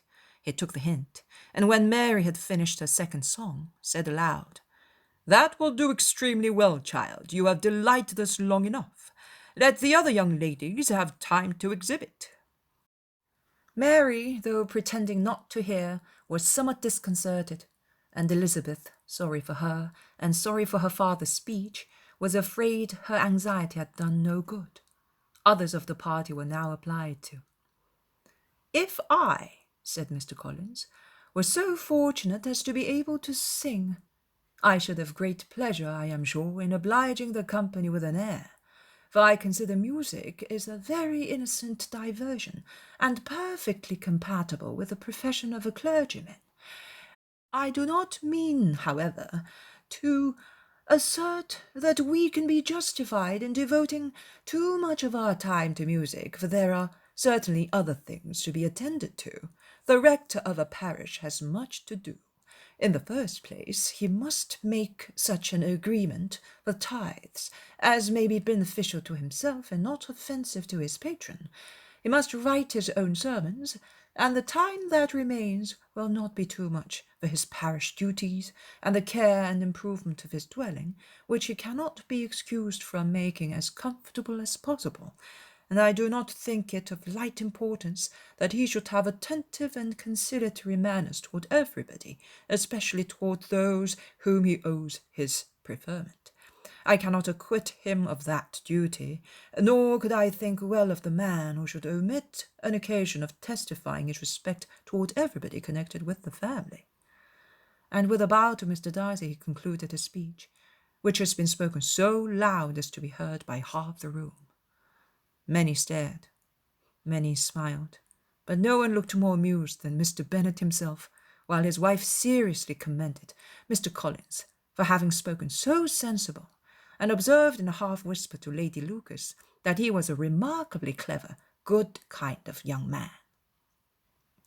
To Elizabeth, it appeared that had her family made an agreement to expose themselves as much as they could during the evening, it would have been impossible for them to play their part with more spirit or finer success.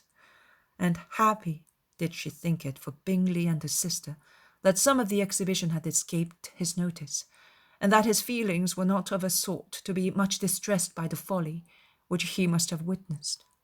That his two sisters and Mr. Darcy, however, should have such an opportunity of ridiculing her relations was bad enough, and she could not determine whether the silent contempt of the gentlemen or the insolent smiles of the ladies were more intolerable.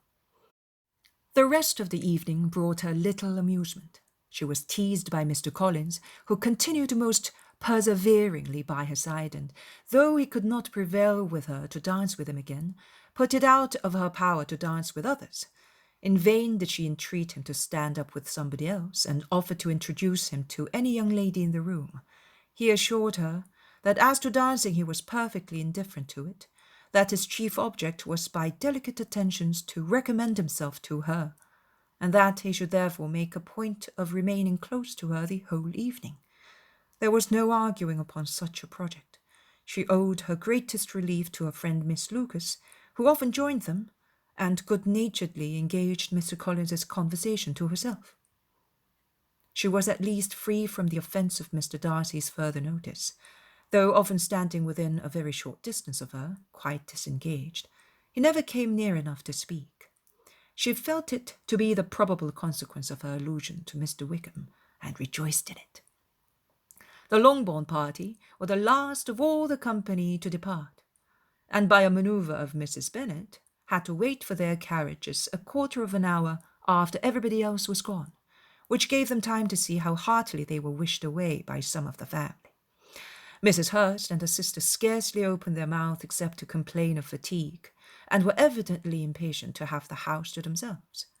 They repulsed every attempt of Mrs. Bennet at conversation, and by so doing threw a languor over the whole party, which was very little relieved by the long speeches of Mr. Collins, who was complimenting Mr. Bingley and his sisters on the elegance of their entertainment, and the hospitality and politeness which has marked their behaviour to the guests. Darcy said nothing at all, Mr. Bennet, in equal silence, was enjoying the scene. Mr. Bingley and Jane were standing together, a little detached from the rest, and talked only to each other. Elizabeth preserved as steady a silence as either Mrs. Hurst or Miss Bingley, and even Lydia was too much fatigued to utter more than the occasional exclamation of, "Lord, how tired I am!" accompanied by a violent yawn. When at length they arose to take leave, Mrs. Bennet was most pressingly civil in her hope of seeing the whole family soon at Longbourn, and addressed herself especially to Mr. Bingley, to assure him how happy he would make them by eating a family dinner with them at any time, without the ceremony of a formal invitation. Bingley was all grateful pleasure, and he readily engaged for taking the earliest opportunity of waiting on her after his return from London, whither he was obliged to go the next day for a short time. Mrs. Bennet was perfectly satisfied, and quitted the house under the delightful persuasion that, allowing for the necessary preparations of settlements, new carriages, and wedding clothes, she should undoubtedly see her daughter settled at Netherfield in the course of 3 or 4 months. Of having another daughter married to Mr. Collins, she thought with equal certainty, and with considerable, though not equal, pleasure. Elizabeth was the least dear to her of all her children, and though the man and the match were quite good enough for her, the worth of each was eclipsed by Mr. Bingley and Netherfield. Pride and Prejudice, Chapter 19. The next day opened a new scene at Longbourn. Mr. Collins made his declaration in form.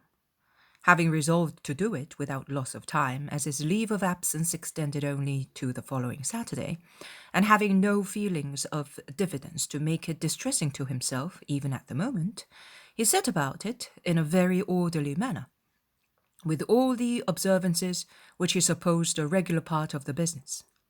On finding Mrs. Bennet, Elizabeth, and one of the younger girls together, soon after breakfast, he addressed the mother in these words: "May I hope, madam, for your interest with your fair daughter Elizabeth, when I solicit for the hour of a private audience with her in the course of this morning?"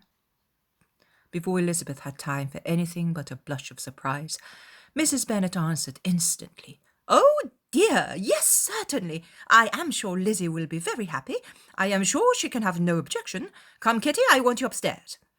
And gathering her work together, she was hastening away, when Elizabeth called out, "Dear madam, do not go. I beg you will not go.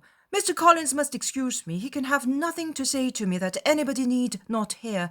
I am going away myself." "No, no, nonsense, Lizzie. I desire you to stay where you are." And upon Elizabeth seeming really, with vexed and embarrassed looks, about to escape, she added, "Lizzie, I insist upon you staying and hearing Mr. Collins." Elizabeth would not oppose such an injunction, and a moment's consideration making her also sensible that it would be wisest to get it over as soon and as quietly as possible, she sat down again and tried to conceal, by incessant employment, the feelings which were divided between distress and diversion. Mrs. Bennet and Kitty walked off, and as soon as they were gone, Mr. Collins began. "Believe me, my dear Miss Elizabeth, that your modesty, so far from doing you any disservice, rather adds to your other perfections. You would have been less amiable in my eyes had there not been this little unwillingness. But allow me to assure you that I have your respected mother's permission for this address. You can hardly doubt the purport of my discourse, however your natural delicacy may lead you to dissemble. My attentions have been too marked to be mistaken. Almost as soon as I entered the house, I singled you out as the companion of my future life. But before I am run away with my feelings on this subject, perhaps it would be advisable for me to state my reasons for marrying, and, moreover, for coming to Hertfordshire with the design of selecting a wife, as I certainly did." The idea of Mr. Collins, with all his solemn composure, being run away with by his feelings, made Elizabeth so near laughing that she could not use the short pause he allowed in any attempt to stop him further, and he continued, "My reason for marrying are, first, that I think it a right thing for every clergyman in easy circumstances, like myself, to set the example of matrimony in his parish. Secondly, that I am convinced that it will add very greatly to my happiness.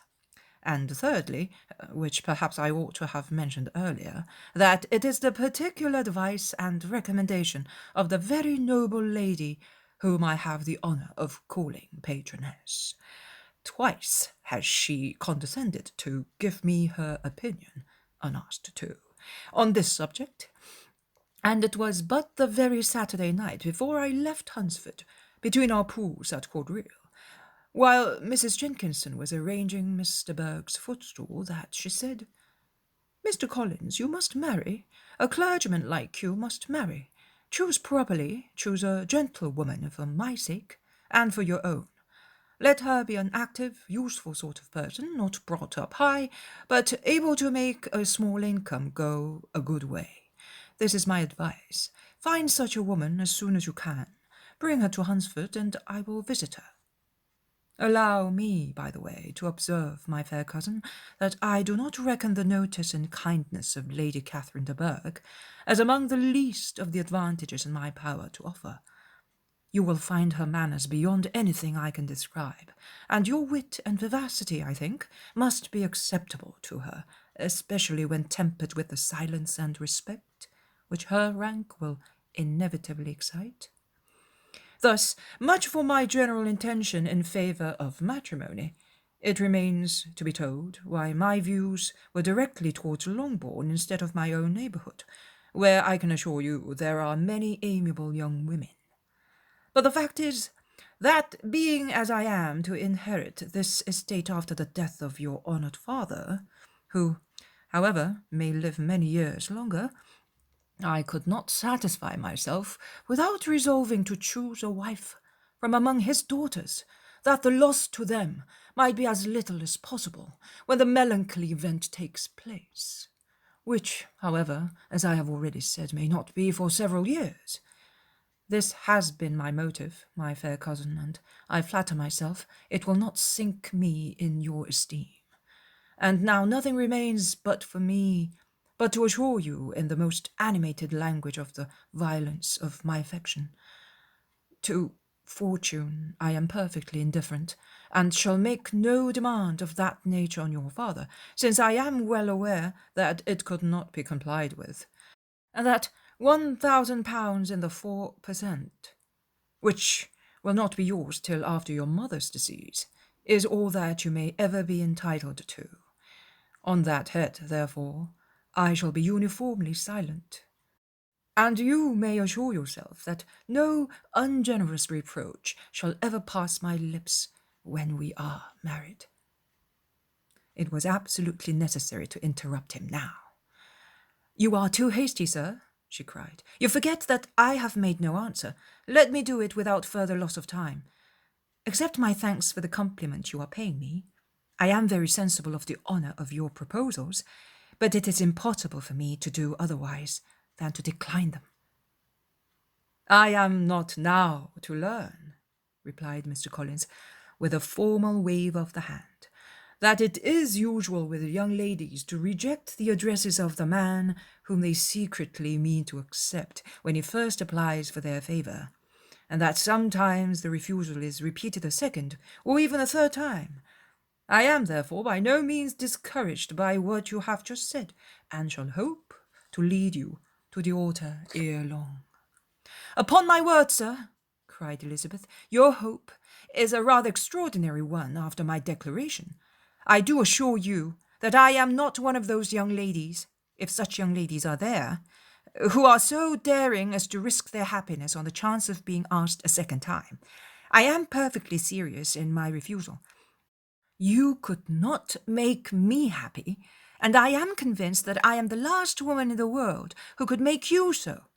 Nay, were your friend Lady Catherine to know me, I am persuaded she would find me in every respect ill qualified for the situation." "Were it certainly that Lady Catherine would think so," said Mr. Collins very gravely, "but I cannot imagine that her ladyship would at all approve of you. and you may be certain when I have the honour of seeing her again, I shall speak in the very highest terms of your modesty, economy, and other amiable qualification. Indeed, Mr. Collins, all praise of me will be unnecessary. You must give me leave to judge for myself, and pay me the compliment of believing what I say. I wish you very happy and very rich, and by refusing your hand, do all in my power to prevent your being otherwise. In making me the offer, you must have satisfied the delicacy of your feelings with regard to my family, and may take possession of Longbourn Estate whenever it falls, without any self-reproach. This matter may be considered, therefore, as finally settled. And rising as she thus spoke, she would have quitted the room had Mr. Collins not thus addressed her. When I do myself the honour of speaking to you next on the subject, I shall hope to receive a more favourable answer than you have now given me, though I am far from accusing you of cruelty at present, because I know it to be the established custom of your sex to reject a man on the first application, and perhaps you have even now said as much to encourage my suit as would be consistent with the true delicacy of the female character. Really, Mr. Collins, cried Elizabeth with some warmth, you puzzle me exceedingly. If what I have hitherto said can appear to you in the form of encouragement, I know not how to express my refusal in such a way as to convince you of its being one. You must give me leave to flatter myself, my dear cousin, that your refusal of my addresses is merely words, of course. My reasons for believing it are briefly these. It does not appear to me that my hand is unworthy your acceptance, or that the establishment I can offer would be any other than highly desirable. My situation in life, and my connections with the family of de Burgh, and my relationship to your own, are circumstances highly in my favour, and you should take it into further consideration that in spite of your manifold attractions, it is by no means certain that another offer of marriage may ever be made to you. Your portion is unhappily so small that it will in all likelihood undo the effects of your loveliness and amiable qualifications. As I must therefore conclude that you are not serious in your rejection of me, I shall choose to attribute it to your wish of increasing my love by suspense, according to the usual practice of elegant females. I do assure you, sir, that I have no pretensions whatever to that kind of elegance which consists in tormenting a respectable man. I would rather be paid the compliment of being believed sincere. I thank you again and again for the honour you have done me in your proposals, but to accept them is absolutely impossible. My feelings in every respect forbid it. Can I speak plainer? Do not consider me now as an elegant female, intending to plague you, but as a rational creature speaking the truth from her heart. You are uniformly charming, cried he, with an air of awkward gallantry, and I am persuaded that, when sanctioned by the express authority of both your excellent parents, my proposals will not fail of being acceptable.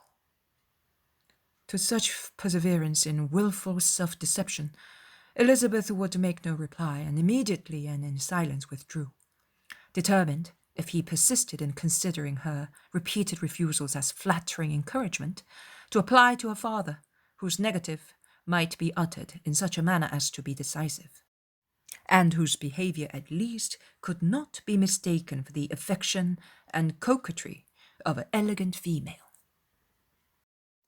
Pride and Prejudice, Chapter 20. Mr. Collins was not left long to the silent contemplation of his successful love, for Mrs. Bennet, having dawdled about in the vestibule to watch for the end of the conference, no sooner saw Elizabeth open the door and with quick step pass her towards the staircase, than she entered the breakfast-room and congratulated both him and herself in warm terms on the happy prospect of their nearer connection. Mr. Collins received and returned these felicitations with equal pleasure, and then proceeded to relate the particulars of their interview, with the result of which he trusted he had every reason to be satisfied, since the refusal which his cousin had steadfastly given him would naturally flow from her bashful modesty and the genuine delicacy of her character. This information, however, startled Mrs. Bennet. She would have been glad to be equally satisfied that her daughter had meant to encourage him by protesting against his proposals, but she dared not believe it, and could not help saying so. "But depend upon it, Mr. Collins," she added, "that Lizzie shall be brought to reason. I will speak to her about it directly. She is a very headstrong, foolish girl, and does not know her own interest, but I will make her know it." "Pardon me for interrupting you, madam," cried Mr. Collins, "but if she is really headstrong and foolish, I know not whether she would altogether be a very desirable wife to a man in my situation, who naturally looks for happiness in the marriage state. If, therefore, she actually persists in rejecting my suit, perhaps it were better not to force her into accepting me, because if liable to such defects of temper, she could not contribute much to my felicity." "Sir, you quite misunderstand me," said Mrs. Bennet, alarmed. "Lizzie is only headstrong in such matters as these. In everything else she is as good-natured a girl as ever lived. I will go directly to Mr. Bennet, and we shall very soon settle it with her, I am sure." She would not give him time to reply, but hurrying instantly to her husband, called out as she entered the library, "Oh, Mr. Bennet, you are wanted immediately. We are all in an uproar. You must come and make Lizzie marry Mr. Collins, for she vows she will not have him, and if you do not make haste, he will change his mind and not have her." Mr. Bennet raised his eyes from his book as she entered, and fixed them on her face with a calm unconcern which was not in the least altered by her communication.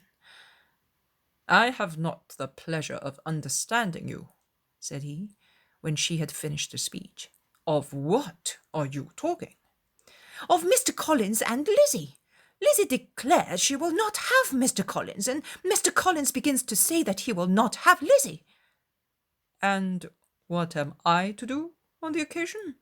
It seems an hopeless business." "Speak to Lizzie about it yourself. Tell her that you insist upon marrying him." "Let her be called down. She shall hear my opinion." Mrs. Bennet rang the bell, and Miss Elizabeth was summoned to the library. "Come here, child," cried her father as she appeared. "I have sent for you on an affair of importance. I understand that Mr. Collins has made you an offer of marriage. Is it true?" Elizabeth replied that it was. "Very well, and this offer of marriage you have refused." "I have, sir." "Very well. We now come to the point. Your mother insists upon your accepting it. Is it not so, Mrs. Bennet?" "Yes, or I will never see her again." "An unhappy alternative is before you, Elizabeth. From this day you must be a stranger to one of your parents. Your mother will never see you again if you do not marry Mr. Collins, and I will never see you again if you do."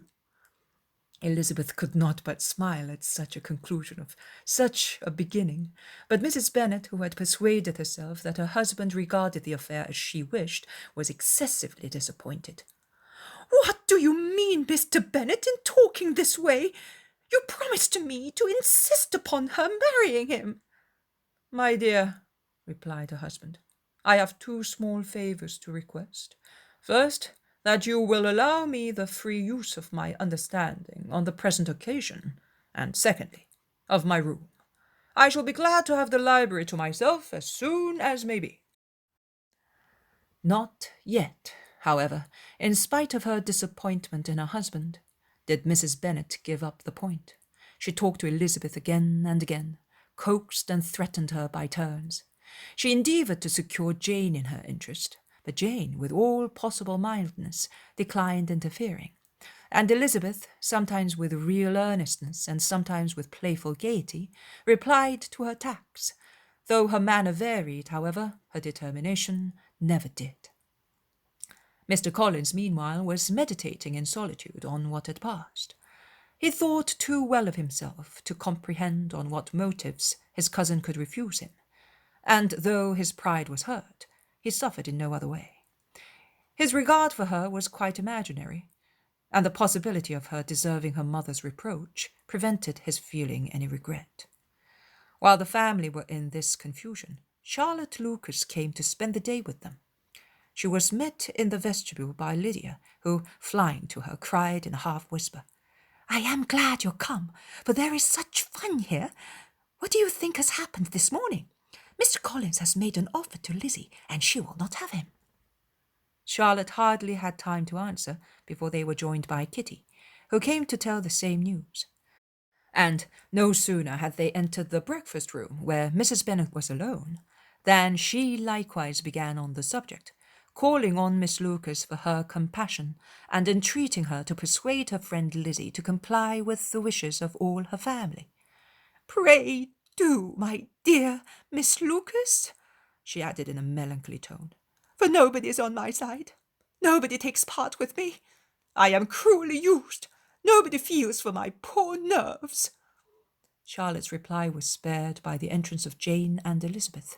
"Aye, there she comes," continued Mrs. Bennet, "looking as unconcerned as may be, and caring no more for us than if we were at York, provided she can have her own way. But I tell you, Miss Lizzie, if you take it into your head to go on refusing every offer of marriage in this way, you will never get a husband at all. And I am sure I do not know who is to maintain you when your father is dead. I shall not be able to keep you, and so I warn you. I have done with you from this very day. I told you in the library, you know, that I should never speak to you again, and you will find me as good as my word. I have no pleasure in talking to undutiful children. Not that I have much pleasure indeed in talking to anybody. People who suffer as I do from nervous complaints can have no great inclination for talking. Nobody can tell what I suffer, but it is always so. Those who do not complain are never pitied." Her daughters listened in silence to this effusion, sensible that any attempt to reason with her or soothe her would only increase the irritation. She talked on, therefore, without interruption from any of them, till they were joined by Mr. Collins, who entered the room with an air more stately than usual, and on perceiving whom, she said to the girls, "Now, I do insist upon it that you, all of you, hold your tongues, and let me and Mr. Collins have a little conversation together." Elizabeth passed quietly out of the room. Jane and Kitty followed, but Lydia stood her ground, determined to hear all she could, and Charlotte, detained first by the civility of Mr. Collins, whose inquiries after herself and all her family were very minute, then by a little curiosity, satisfied herself with walking to the window and pretending not to hear. In a doleful voice, Mrs. Bennet began the projected conversation. "Oh, Mr. Collins!" "My dear madam," replied he, "let us be for ever silent on this point. Far be it from me," he presently continued in a voice that marked his displeasure, "to resent the behaviour of your daughter. Resignation to inevitable evils is the evil duty of us all. The peculiar duty of a young man who has been so fortunate as I have been in early preferment, and I trust I am resigned, perhaps not the less so from feeling a doubt of my positive happiness has my fair cousin honoured me with her hand. For I have often observed that resignation is never so perfect as when the blessing denied begins to lose somewhat of its value in our estimation. You will not, I hope, consider me as showing any disrespect to your family, my dear madam, by thus withdrawing my pretensions to your daughter's favour, without having paid yourself and Mr. Bennet the compliment of requesting you to interpose your authority in my behalf. My conduct may, I fear, be objectionable in having accepted my dismission from your daughter's lips instead of your own. But we are all liable to error. I have certainly meant well through the whole affair. My object has been to secure an amiable companion for myself, with due consideration for the advantage of all your family. And if my manner has been at all reprehensible, I here beg leave to apologize." Pride and Prejudice, Chapter 21. The discussion of Mr. Collins's offer was now nearly at an end, and Elizabeth had only to suffer from the uncomfortable feelings necessarily attending it, and occasionally from some peevish allusions of her mother. As for the gentleman himself, his feelings were chiefly expressed not by embarrassment or dejection, or by trying to avoid her, but by stiffness of manner and resentful silence. He scarcely ever spoke to her, and the assiduous attentions which he had been so sensible of himself were transferred, for the rest of the day, to Miss Lucas, whose civility in listening to him was a seasonable relief to them all, and especially to her friend. The morrow produced no abatement of Mrs. Bennet's ill humour or ill health. Mr. Collins was also in the same state of angry pride. Elizabeth had hoped that his resentment might shorten his visit, but his plan did not appear in the least affected by it. He was always to have gone on Saturday, and to Saturday he meant to stay. After breakfast, the girls walked to Meryton to inquire if Mr. Wickham were returned, and to lament over his absence at the Netherfield ball. He joined them on their entering the town, and attended them to their aunt's, where his regret and vexation and the concern of everybody was well talked over. To Elizabeth, however, he voluntarily acknowledged that the necessity of his absence had been self-imposed. "I found," said he, "as the time drew near, that I had better not meet Mr. Darcy, that to be in the same room, the same party with him, for so many hours together, might be more than I could bear, and that scene might arise unpleasant to more than myself."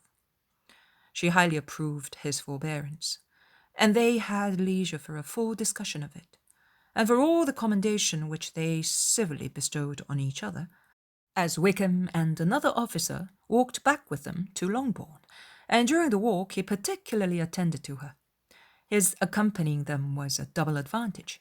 She felt all the compliment it offered to herself, and it was most acceptable as an occasion of introducing him to her father and mother. Soon after their return, a letter was delivered to Miss Bennet. It came from Netherfield. The envelope contained a sheet of elegant, little, hot-pressed paper, well covered with a lady's fair, flowing hand, and Elizabeth saw her sister's countenance change as she read it, and saw her dwelling intently on some particular passages. Jane recollected herself soon, and putting the letter away, tried to join with her usual cheerfulness in the general conversation, but Elizabeth felt an anxiety on the subject which drew off her attention even from Wickham, and no sooner had he and his companion taken leave than a glance from Jane invited her to follow her upstairs. When they had gained their own room, Jane, taking out the letter, said, "This is from Caroline Bingley. What it contains has surprised me a great deal. The whole party have left Netherfield by this time, and are gone on their way to town, and without any intention of coming back again. You shall hear what she says." She then read the first sentence aloud, which comprised the information of their having just resolved to follow their brother to town directly, and of their meaning to dine in Grosvenor Street, where Mr. Hurst had a house. The next was in these words: "I do not pretend to regret anything I shall leave in Hertfordshire, except your society, my dear friend. But we will hope, at some future period, to enjoy many returns of that delightful intercourse we have known, and, in the meanwhile, may lessen the pain of separation by a very frequent and most unreserved correspondence. I depend on you for that." To these high-flown expressions Elizabeth listened with all the insensibility of distrust, and though the suddenness of their removal surprised her, she saw nothing in it really to lament. It was not to be supposed that their absence from Netherfield would prevent Mr. Bingley's being there, and as to the loss of their society, she was persuaded that Jane must cease to regard it in the enjoyment of his. "It is unlucky," said she after a short pause. "It is unlucky," said she after a short pause, "that you should not be able to see your friends before they leave the country. But may we not hope that the period of future happiness to which Miss Bingley looks forward may arrive earlier than she is aware, and that the delightful intercourse you have known as friends will be renewed with yet greater satisfaction as sisters? Mr. Bingley will not be detained in London by them. Caroline decidedly says that none of the party will return into Hertfordshire this winter. I will read it to you. When my brother left us yesterday, he imagined that the business which took him to London might be concluded in 3 or 4 days, but as we are certain it cannot be so, and at the same time convinced that when Charles gets to town, he will be in no hurry to leave it again, we have determined on following him thither, that he may not be obliged to spend his vacant hours in a comfortless hotel. Many of my acquaintances are already there for the winter. I wish that I could hear that you, my dearest friend, had any intention of making one of the crowd, but of that I despair. I sincerely hope your Christmas in Hertfordshire may abound in the gaieties which that season generally brings, and that your beaux will be so numerous as to prevent your feeling the loss of the 3 of whom we shall deprive you. It is evident by this, added Jane, that he comes back no more this winter. It is only evident that Miss Bingley does not mean that he should. Why will you think so? It must be his own doing. He is his own master, but you do not know all. I will read you the passage which particularly hurts me. I will have no reserve from you. Mr. Darcy is impatient to see his sister, and to confess the truth, we are scarcely less eager to meet her again.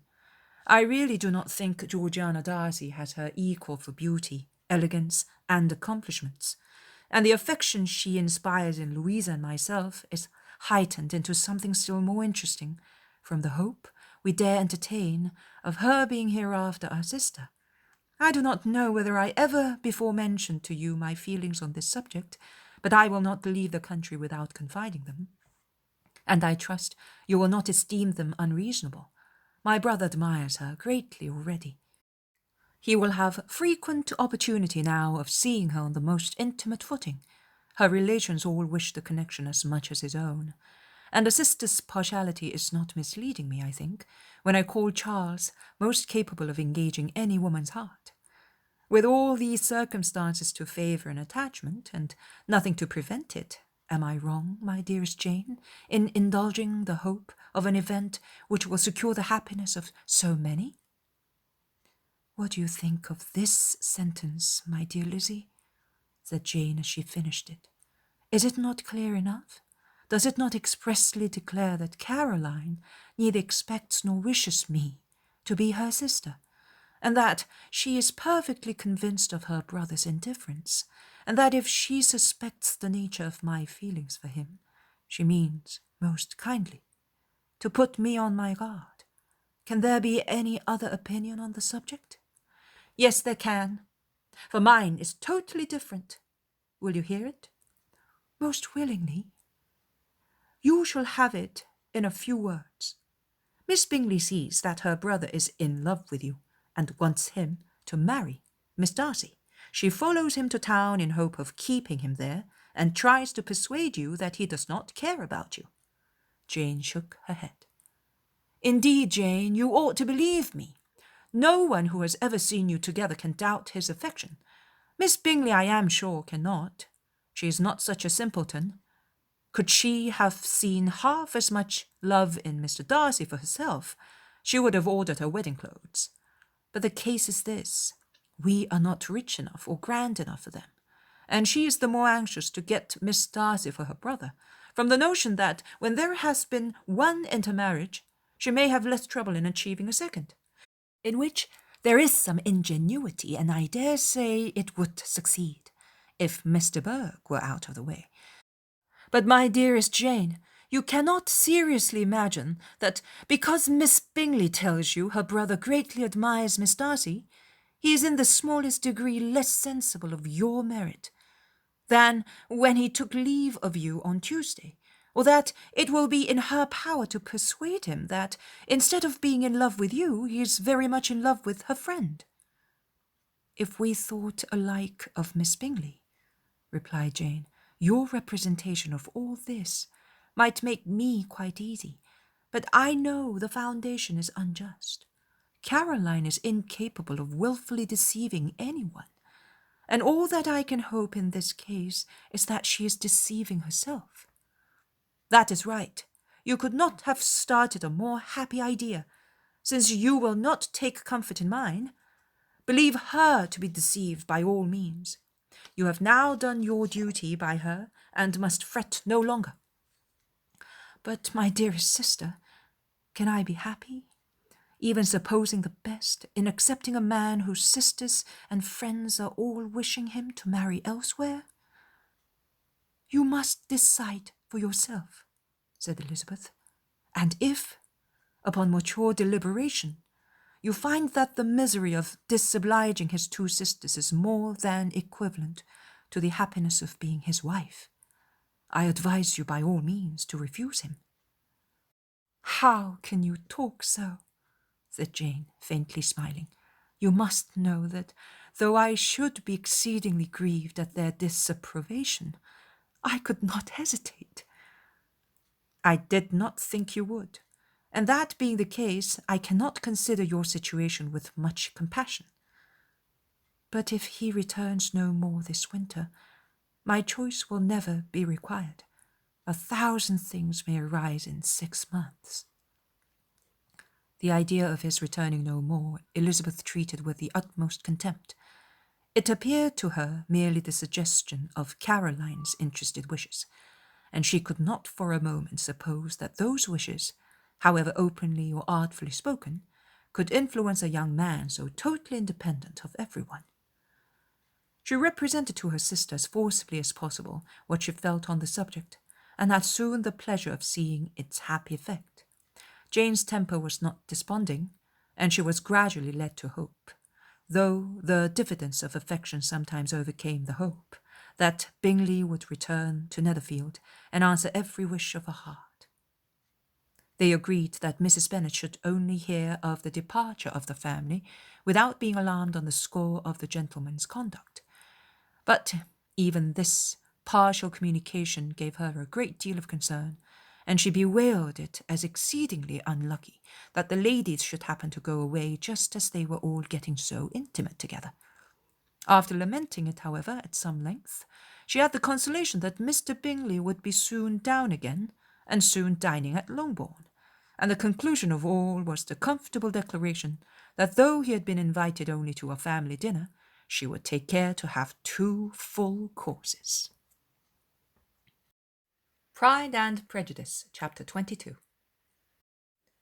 The Bennets were engaged to dine with the Lucases, and again during the chief of the day was Miss Lucas so kind as to listen to Mr. Collins. Elizabeth took an opportunity of thanking her. "It keeps him in good humour," said she, "and I am more obliged to you than I can express." Charlotte assured her friend of her satisfaction in being useful, and that it amply repaid her for the little sacrifice of her time. This was very amiable, but Charlotte's kindness extended farther than Elizabeth had any conception of it. Its object was nothing else than to secure her from any return of Mr. Collins's addresses by engaging them towards herself.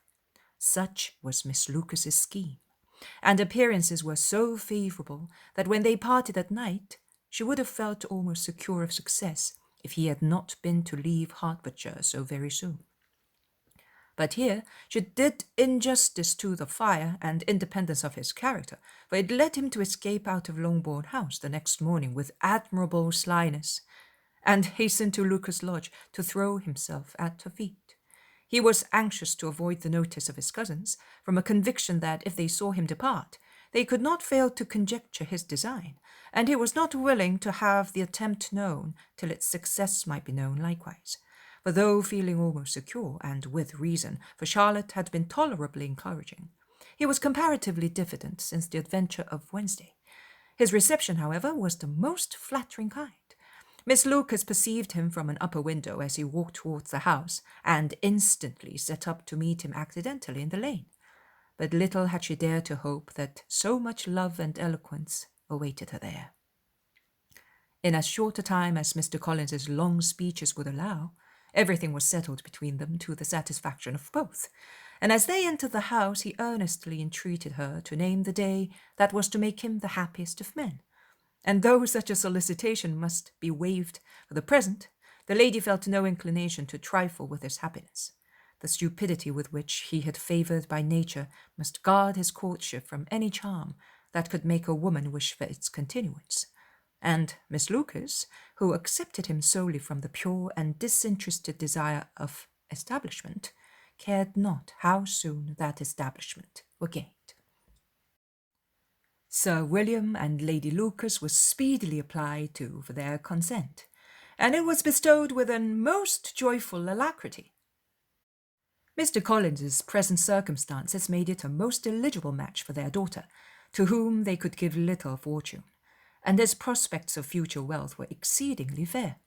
Lady Lucas began directly to calculate with more interest than the matter had ever excited before how many years longer Mr. Bennet was likely to live, and Sir William gave it as his decided opinion that whenever Mr. Collins should be in possession of the Longbourn Estate, it would be highly expedient that both he and his wife should make their appearance at St. James's. The whole family, in short, were properly overjoyed on the occasion. The younger girls formed hopes of coming out a year or two sooner than they might otherwise have done, and the boys were relieved from their apprehension of Charlotte's dying an old maid. Charlotte herself was tolerably composed. She had gained her point and had time to consider it. Her reflections were in general satisfactory. Mr. Collins, to be sure, was neither sensible nor agreeable. His society was irksome, and his attachment to her must be imaginary. But still, he would be her husband. Without thinking highly either of men or matrimony, marriage had always been her object. It was the only provision for well-educated young women of small fortune, and however uncertain of giving happiness, must be their pleasantest preservative from want. This preservative she had now obtained, and at the age of 27, without having ever been handsome, she felt all the good luck of it. The least agreeable circumstances in the business was the surprise it must occasion to Elizabeth Bennet, whose friendship she valued beyond that of any other person. Elizabeth would wonder, and probably would blame her, and though her resolution was not to be shaken, her feelings must be hurt by such a disapprobation. She resolved to give her the information herself, and therefore charged Mr. Collins, when he returned to Longbourn to dinner, to drop no hint of what had passed before any of the family. A promise of secrecy was, of course, very dutifully given, but it could not be kept without difficulty, for the curiosity excited by his long absence burst forth in such very direct questions on his return as required some ingenuity to evade, and he was at the same time exercising great self-denial, for he was longing to publish his prosperous love. As he was to begin his journey too early on the morrow to see any of the family, the ceremony of leave-taking was performed when the ladies moved for the night, and Mrs. Bennet, with great politeness and cordiality, said how happy they should be to see him at Longbourn again, whenever his engagements might allow him to visit them. "My dear madam," he replied, "this invitation is particularly gratifying, because it is what I have been hoping to receive, and you may be very certain that I shall avail myself of it as soon as possible." They were all astonished, and Mr. Bennet, who could by no means wish for so speedy a return, immediately said, "But is there not danger of Lady Catherine's disapprobation here, my good sir? You had better neglect your relations than run the risk of offending your patroness." "My dear sir," replied Mr. Collins, "I am particularly obliged to you for this friendly caution, and you may depend upon my not taking so material a step without her ladyship's concurrence."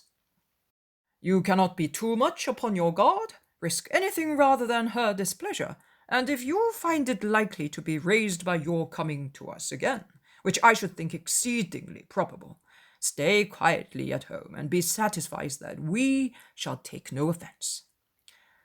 "Believe me, my dear sir, my gratitude is warmly excited by such affectionate attention, and depend upon it, you will speedily receive from me a letter of thanks for this, and for every other remark of your regard during my stay here in Hertfordshire.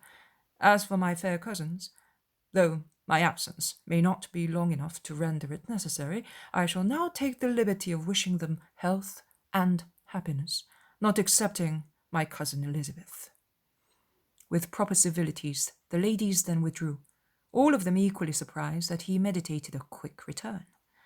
Mrs. Bennet wished to understand by it that he thought of praying his addresses to one of her younger girls, and Mary might have been prevailed on to accept him. She rated his abilities much higher than any of the others. There was solidity in his reflections, which often struck her, and though by no means so clever as herself, she thought that if encouraged to read and improve himself by such an example as hers, he might become a very agreeable companion. But on the following morning, every hope of this kind was done away. Miss Lucas called soon after breakfast, and in a private conference with Elizabeth, related the event of the day before. The possibility of Mr. Collins's fancying herself in love with a friend had once occurred to Elizabeth within the last day or two, but that Charlotte could encourage him seemed almost as far from possibility as she could encourage him herself, and her astonishment was consequently so great as to overcome at first the bounds of decorum, and she could not help crying out, "Engaged to Mr. Collins? My dear Charlotte, impossible!" The steady countenance which Miss Lucas had commanded in telling her story gave way to a momentary confusion here on receiving so direct a reproach, though as it was no more than she expected, she soon regained her composure and calmly replied, "Why should you be surprised, my dear Eliza? Do you think it incredible that Mr. Collins should be able to procure any woman's good opinion because he was not so happy as to succeed with you?" But Elizabeth had now recollected herself, and making a strong effort for it, was able to assure with tolerable firmness that the prospect of their relationship was highly grateful to her, and that she wished her all imaginable happiness. "I see what you are feeling," replied Charlotte.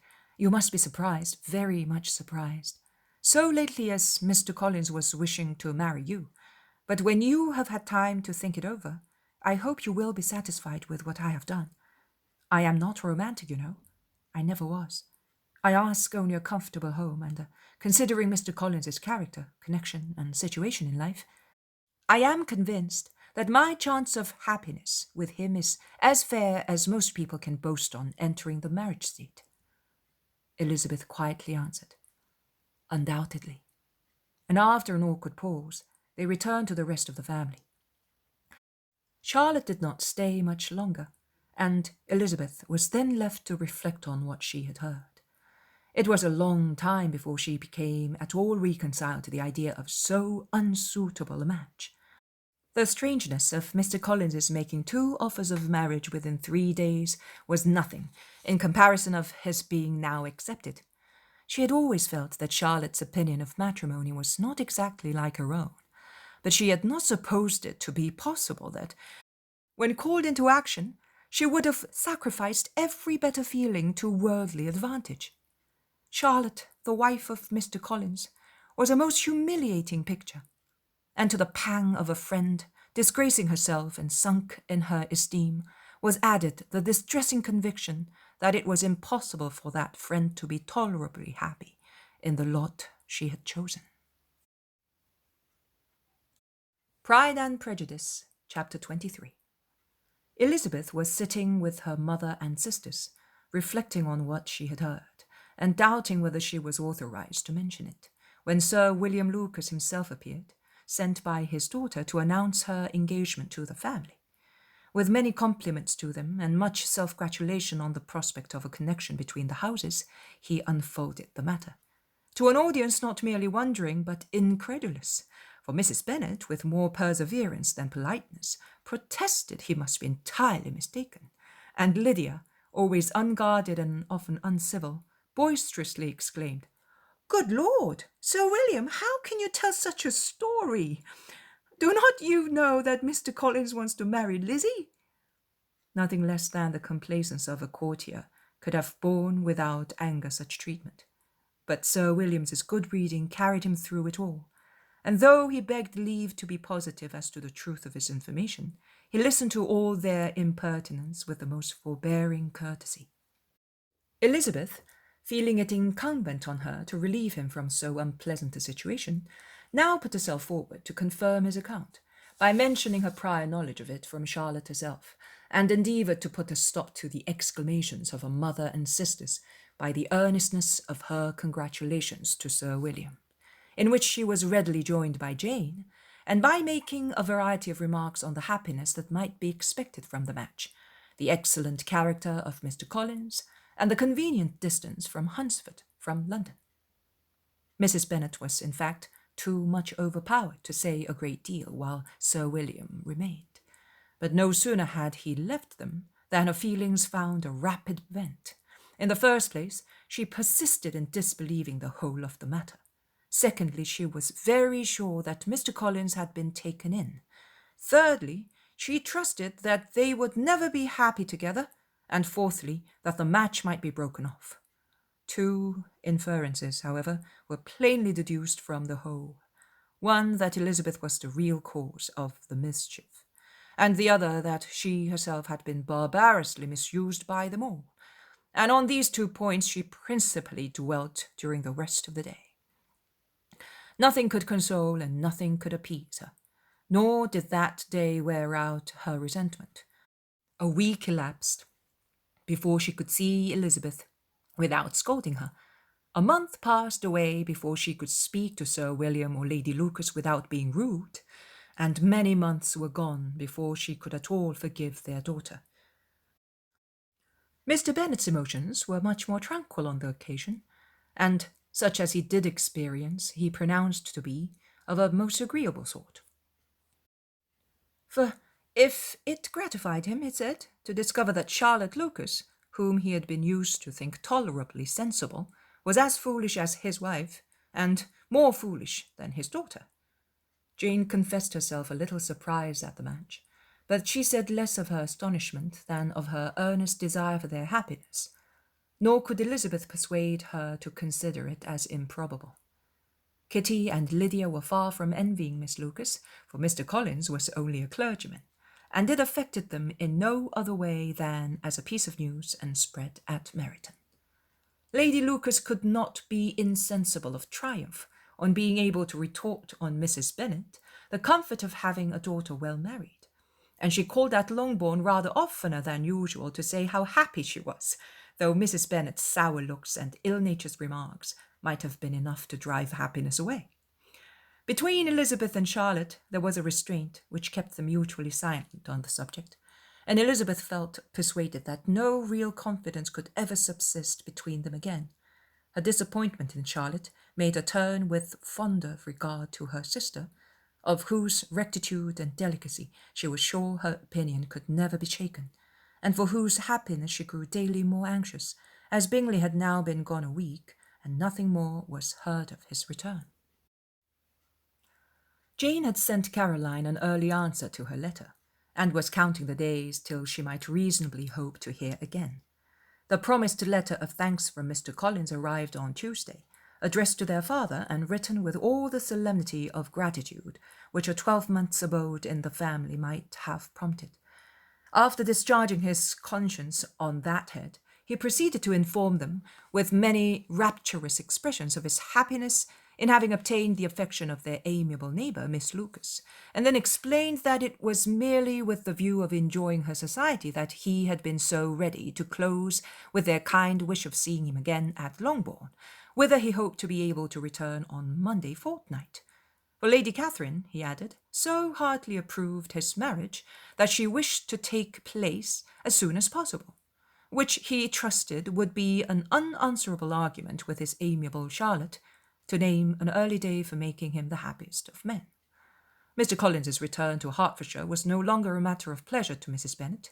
On the contrary, she was as much disposed to complain of it as her husband. It was very strange that he should come to Longbourn instead of Lucas Lodge. It was also very inconvenient and exceedingly troublesome. She hated having visitors in the house while her health was so indifferent, and lovers were of all people the most disagreeable. Such were the gentle murmurs of Mrs. Bennet, and they gave way only to the greater distress of Mr. Bingley's continued absence. Neither Jane nor Elizabeth were comfortable on this subject. Day after day passed away without bringing any other tidings of him than the report, which shortly prevailed in Meryton of his coming no more to Netherfield the whole winter. A report which highly incensed Mrs. Bennet, and which she never failed to contradict as a most scandalous falsehood. Even Elizabeth began to fear, not that Bingley was indifferent, but that his sisters would be successful in keeping him away. Unwilling as she was to admit an idea so destructive of Jane's happiness, and so dishonourable to the stability of her lover, she could not prevent its frequently occurring. The united efforts of his two unfeeling sisters and of his overpowering friend, assisted by the attractions of Miss Darcy and the amusements of London, might be too much, she feared, for the strength of his attachment. As for Jane, her anxiety under the suspense was, of course, more painful than Elizabeth's, but whatever she felt she was desirous of concealing, and between herself and Elizabeth, therefore, the subject was never alluded to.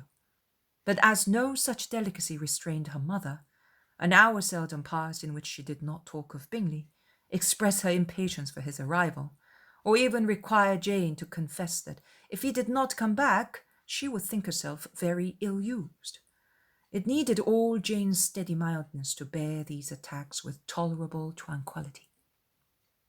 Mr. Collins returned most punctually on Monday fortnight, but his reception at Longbourn was not quite so gracious as it had been on his first introduction. He was too happy, however, to need much attention, and luckily for the others, the business of love-making relieved them from a great deal of his company. The chief of every day was spent by him at Lucas Lodge, and he sometimes returned to Longbourn only in time to make an apology for his absence before the family went to bed. Mrs. Bennet was really in a most pitiable state. The very mention of anything concerning the match threw her into an agony of ill-humour, and wherever she went she was sure of hearing it talked of. The sight of Miss Lucas was odious to her. As her successor in that house, she regarded her with jealous abhorrence.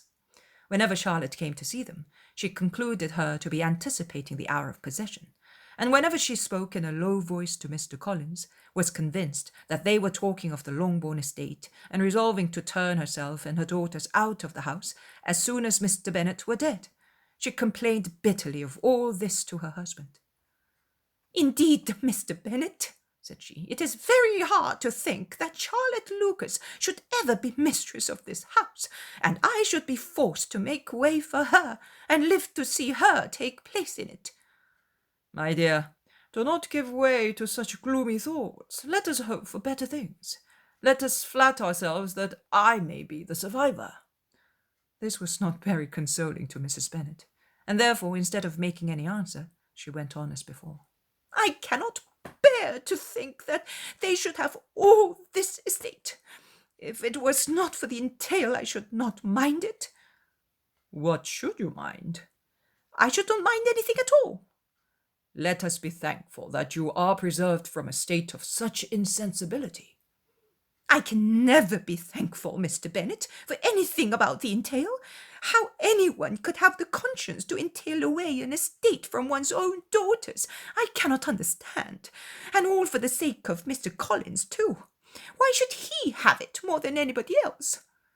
"I leave it to yourself to determine," said Mr. Bennet.